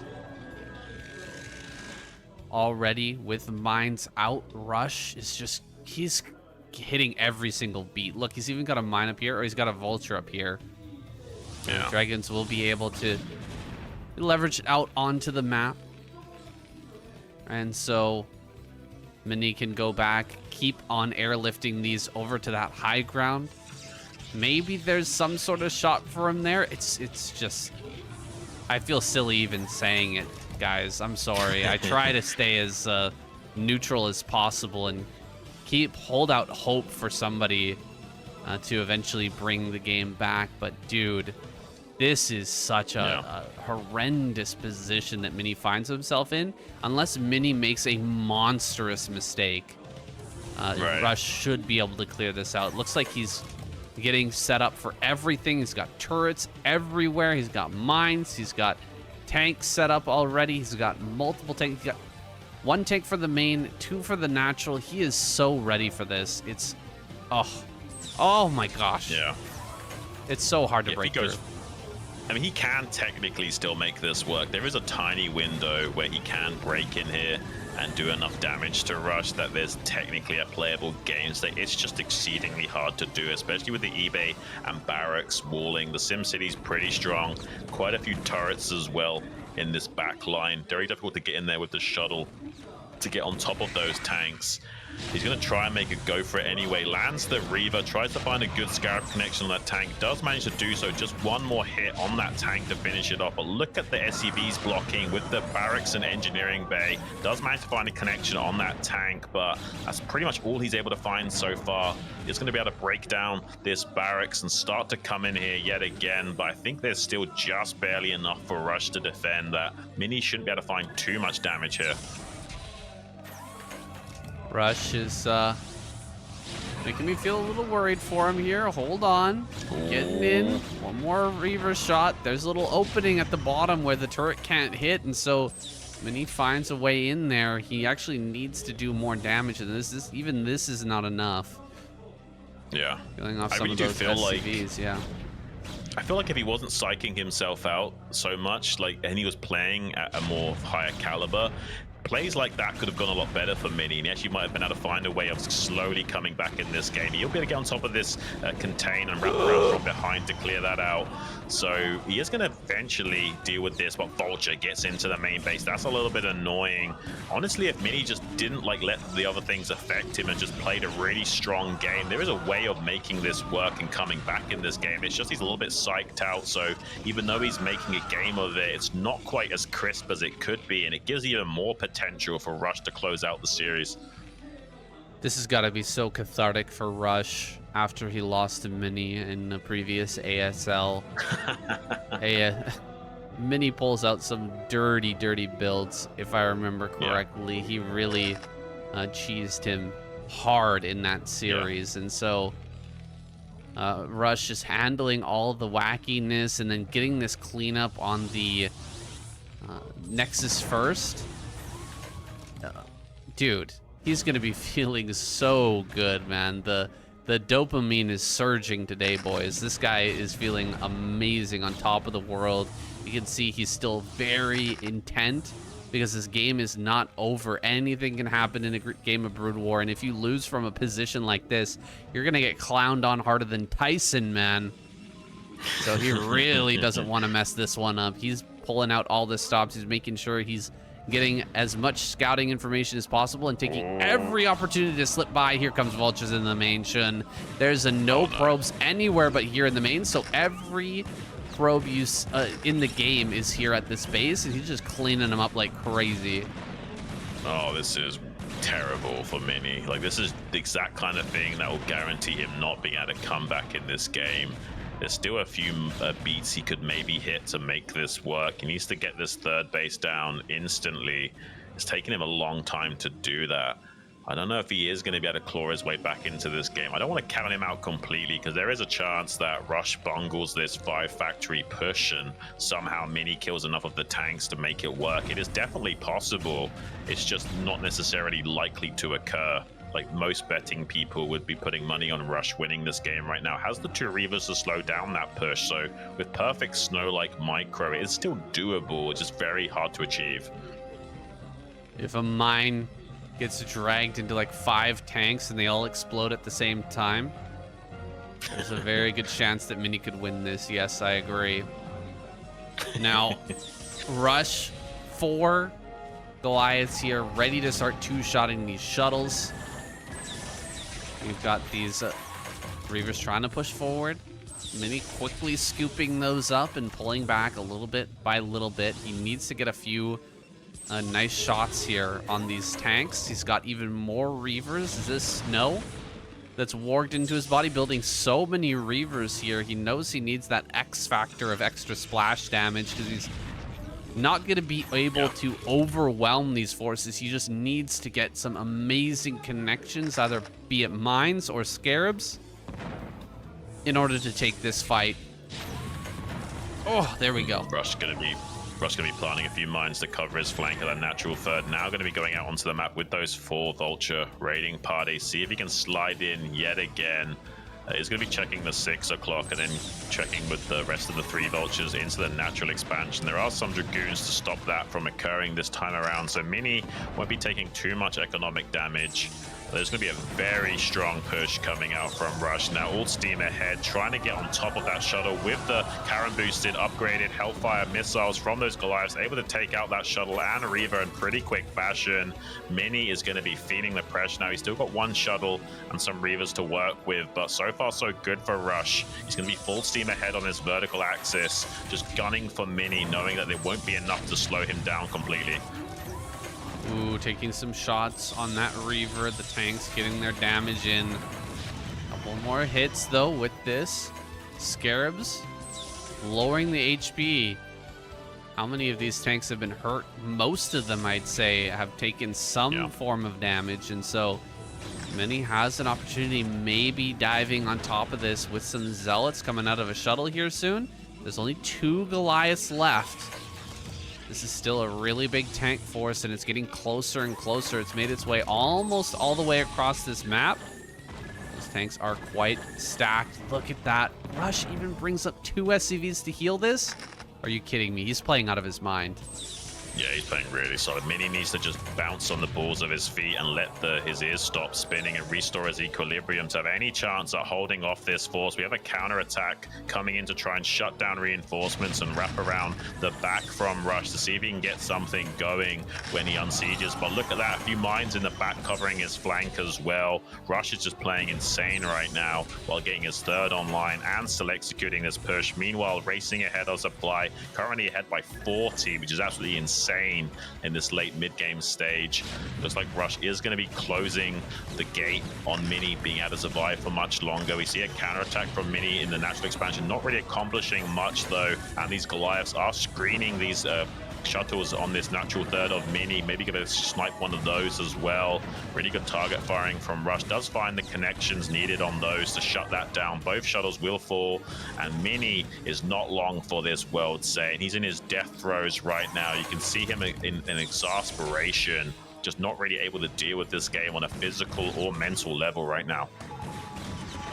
I hate being right here, Xun, but Mini is so predictable when he starts to fall behind, when he loses a couple of games, and a kind of embarrassing fashion, he just falls apart. There it is, GG.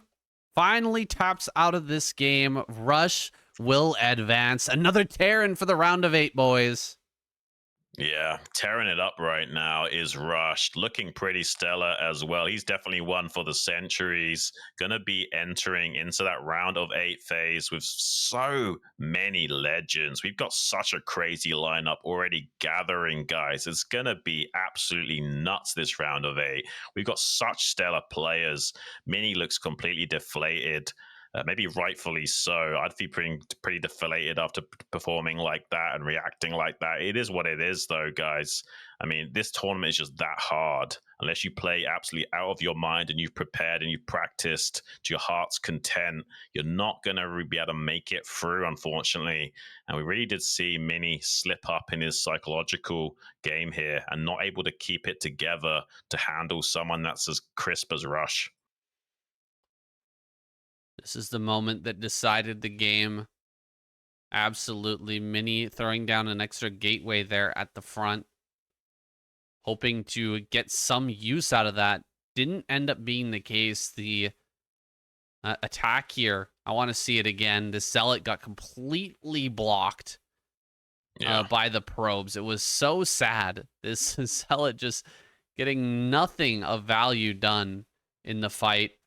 You can see the probes getting ready here. Watch this Zealot on the right-hand side. He's just, completely blocked. Look at him. Look at him. That's what you're supposed to do to the Marines. Yeah. You're supposed to be trying to mess up the Marines AI, not your own Zealot. Yeah, the idea was right from Mini here. Just the execution was abysmally bad, unfortunately. And Rush got all 3 Marines into that bunker. It's like almost the worst case scenario for a Terran player, for a Protoss player in that game state. But guys, we have got a crazy round of 8. It's gonna be Sulky, Jaedong, Queen, Snow, Best, Rain, and now Rush as well as Light. Absolutely insane kind of lineup we have in that round of 8. Pretty much all of those guys are absolute killers. All of them are capable of taking the title. You wouldn't have usually been saying that about the likes of Jaedong, but he's been playing absolutely out of his mind this tournament. Pretty much all of those guys are playing at a very stellar level. Definitely no mediocre performance like action. Really high level stuff from every single one of them. What a round of 8 we're going to be having. Yeah, Jaedong probably the biggest surprise for me right now. But he's been playing like crazy, putting out some awesome games in the KCM and other places as well. Just got the eye of the tiger, I think. The Tyrant is back. Very exciting round of 8 we're going to have here, guys. We're going to take a look at that here in a moment. But first, Rush having his moment in the spotlight here, doing this interview. Yeah, very well deserved, man. He played out of his mind in that last series. Oh, absolutely. And he took out Hero. We really did think that Hero was maybe a shoe-in for the round of 8. We definitely had our sights on him being able to make it out of this group potentially, but wasn't able to do so. One of our biggest mistakes in calling who's going to advance. And it was our boy Hero being knocked out. And Rush just had such a well-executed cheese on Eclipse. There was almost nothing Hero could do about it. Really impressive stuff. Would love to see this guy be able to break through into a semifinals as well. He's the guy that can go all the way. Pretty much every single monster in the round of 8 could go all the way to the finals, guys. So don't sleep on any single one of them. We really don't know who it's going to be. Sulky has been a champion for 3 times running now. It might be finally a time for a new champion to be anointed, though. Is this the Giga Brain play from Sulky? Just think about it. He knows that, you know, the only players I think who can take him out. Well, I made this prediction that Hero was like had the best possibility of taking out Sulky this season. And what Sulky did, maybe he identified that. He got Hero in his group, and then he switched Hero with Light and put Hero in this terrible group, in this group of death, and had him get knocked out. Huge, big brain play from Sulky, actually. Like, this guy's playing 4D chess. Even outside the games, his tactics are insane. Absolutely.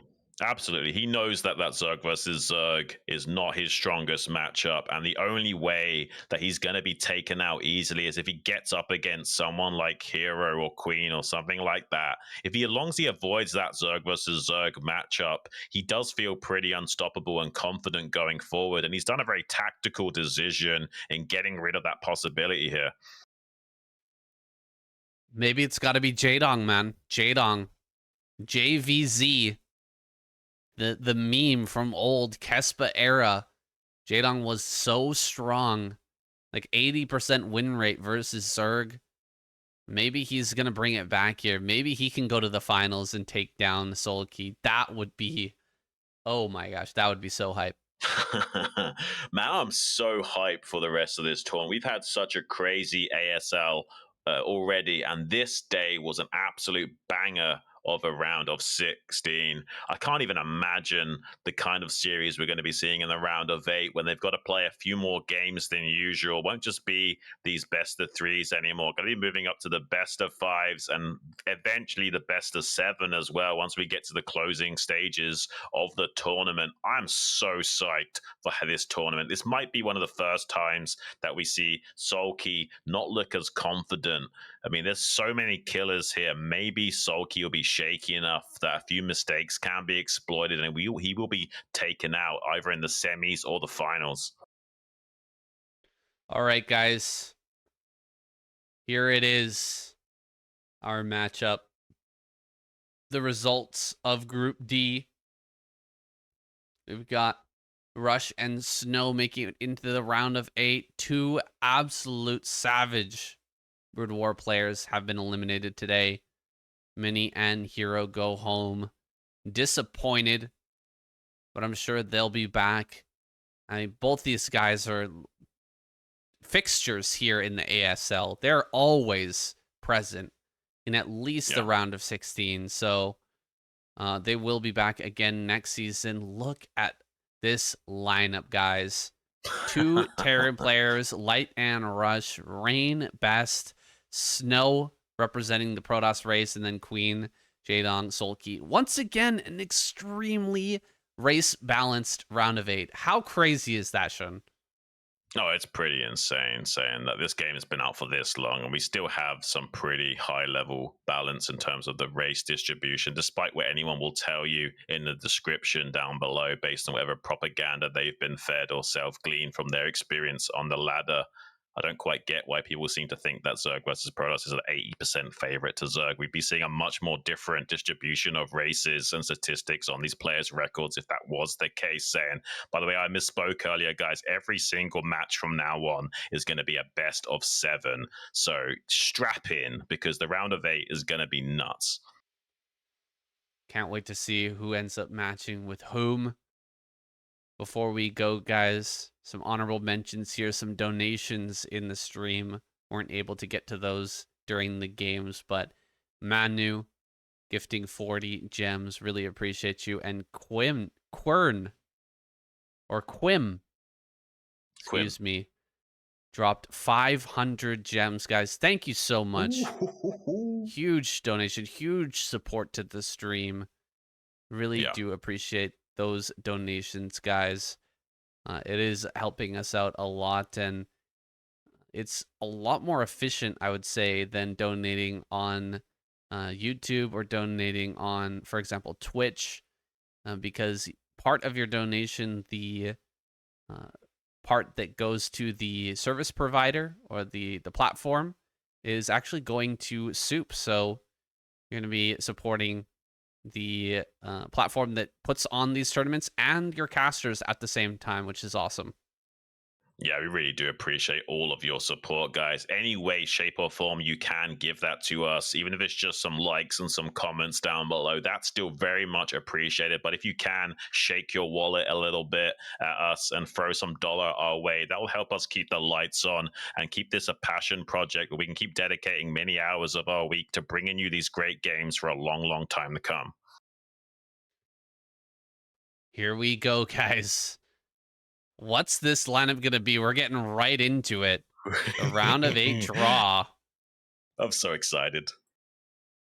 The first player to be selected. Queen. Oh, it's Queen. All right. And who's he going to be up against, guys? I think we're going to get his opponent next. Oh, no, we're going to go one by one with the first lineup. Yeah, Sulky, I think so. Jaedong, or Snow. Like it looks like that.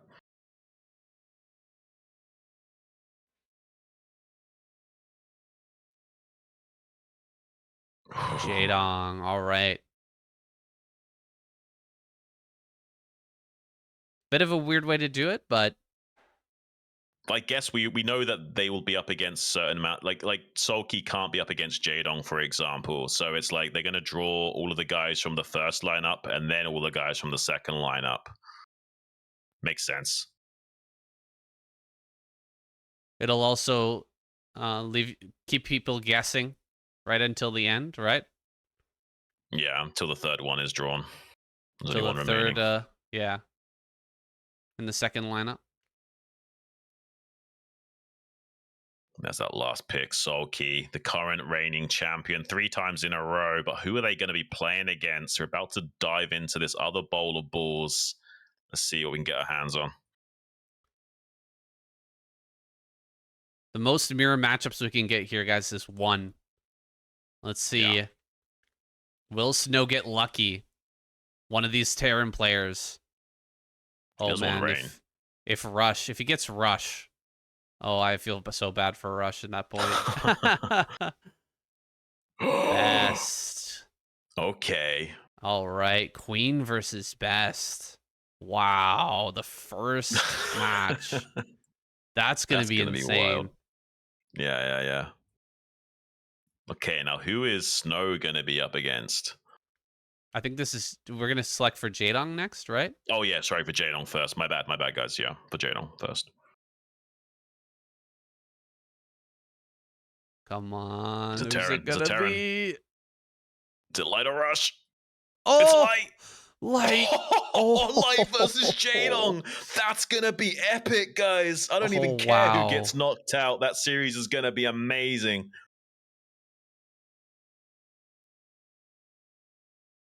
Who's going to get Sulky? Who's going to get Snow? Oh, I think it's Protoss. It's Rain versus Protoss. It's Rain. Oh, the pain train, Rain. Oh no, my gosh, Snow. The one. Yeah, this is bad for Snow. He's going to have a rough time figuring out how to win. He's got to win 4 games against Rain. That's just Holy. hard to do, man. That is nuts. I don't think Snow is going to be getting to the semifinals. Rush against Solky because that's our last guy in the bowl. That match is going to be crazy. I have to favor Solky, though. He's just such a titan of a player right now. This is crazy. I'm really looking forward to Genyk versus Light Queen versus Best. I don't think Snow versus Rain is going to go Snow's way. Solky versus Rush could be an upset, but I do think that Solky's going to close that out 4-2. Ooh, wow. All right. Just like that, guys, we've got our lineup. We've got our matchups for the upcoming round of 8. Dude, Jaedong versus Light is going to be so hype. I'm really excited for that match. Yeah.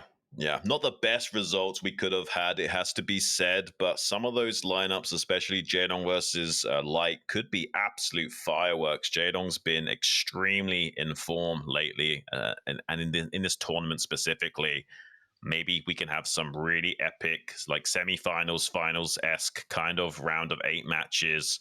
Might not be seeing the kind of matches we would like to see until we get into the round of 4. I know some of you guys will be disappointed, especially with the Protoss versus Protoss Snow and Rain matchup. I know you guys are probably really hoping for Snow to face off against one of these Terrans, but it is what it is, guys. That's the nature of the beast. If I had the hand of God, I think I would move Light to face off against Snow. Yeah. Maybe we could put Rain versus Solky and Jaedong versus Rush. I think that would be more interesting, but it is what it is, guys. These are our Solky's feeling matches. so good about this. Yeah, Solky's really happy right now. Like the only 2 real threats in the tournament are probably Jaedong and Queen, and maybe neither of them get through to the finals to face him, right? Like this is the best possible result for Solky. A little bit unfortunate that we've got Snow on the same side of the bracket as Solky as well. He'll end up matching him in the semifinals if they both get through. That would be another nice finals to watch again. I wouldn't mind watching another Snow versus Solky finals, honestly, but maybe we can get a Queen, maybe Queen versus Solky. That would be pretty cool. Queen versus Snow. That'd be pretty good. I do think that Queen is favorited to win best, right? So I think that maybe we could be having that transpire with Queen being at a dispatch of best and then eventually making his way through to the finals against Solky. That could be a road for having a champion that isn't Solky this time around. It's going to be a pretty epic series. Best has been improving quite a lot in this matchup recently. If you guys aren't familiar with some of the other casts we bring in the way of KCM and what have you, definitely a lot more potential for Best than you guys are maybe imagining. But Queen is just so dominant in Zerg versus Protoss that I have to still favor Queen there. Jaedong versus Light is going to be pretty spectacular as well. I'm sure Light would technically be usually favored to win this, but the reality is, as Jaedong is playing out of his mind this tournament, maybe he's going to take it the distance against Light. Oh, we could see a Light versus Solky finals. That would be wild too. Oh, I would be there for that, man. Holy, what a crazy match that would be. And yeah, maybe Jaedong can take out Light here. I'm just basing this completely off of recent performance, but Jaedong's looking solid enough to at least give Light a run for his money. Right. Yeah, I do think this series might go the distance. That's either going to be a 4-2 or a 4-3. Snow versus Rain, that's going to be rough. I think Snow's going to be lucky if he gets 2 wins on the board against Rain. That could be a 4-0 or 4-1, I think, unfortunately, for Snow. Rain is just that good in Protoss versus Protoss. He's an absolute brain box of a beast of a player that doesn't even need to really practice that hard. Snow is going to have to dig deep and find some practice partners that are really going to be able to emulate the kind of out-of-the-box thinking that Rain is able to muster. That's a tall order. I don't think he's going to be well prepared in dealing with Rain. No, I think you're completely right on that point. How do you pick a practice partner to prepare you for Rain? Right. This guy is just he's like no other. Nobody else here is what you were just describing, kind of like a lackluster, not a like a lackadaisical Brood War player. Everybody else is completely hardcore. Rain is the only one who just passes by on brains alone, and so that's going to be a very hard match to prepare. Soulkey versus Rush. I imagine Soulkey's going to be able to take down Rush here. I'm sure that Rush is not feeling very happy about this, but that's what happens when you end up going out second. You get the chance of going up against Soulkey. I know that Snow was very happy going out first. At least he didn't have this possibility on his plate. Yeah, Soulkey versus Rush, unfortunately, will be either a 4-1 or 4-2 victory for Soulkey, most likely, unless some crazy upset can occur and Rush can do some crazy Rush shenanigans, pun intended, to actually make something work in that matchup. With 7 games to play, potentially total, it's so much more difficult to get the best of a player that's actually just better than you. Yeah, it's going to be a struggle. Maybe he can employ Hero to that end, but still, it's a different monster, dude. Soulkey is on another level. Can anybody take him out this season? We've got a huge lineup of absolute killers, beastly Brood War players that are looking for their opportunity to take him to task in that finals. Who's it gonna be, man? I am so excited to find out, guys. Thank you so much for watching. This is where we end it. Appreciate all your support. Those of you in the StarCastTV Patreon, you are getting an honorable mention here. Everybody who came out to the live stream as well, who donated gems, and you guys have a special place in our hearts. Appreciate we really appreciate you and love you guys for that.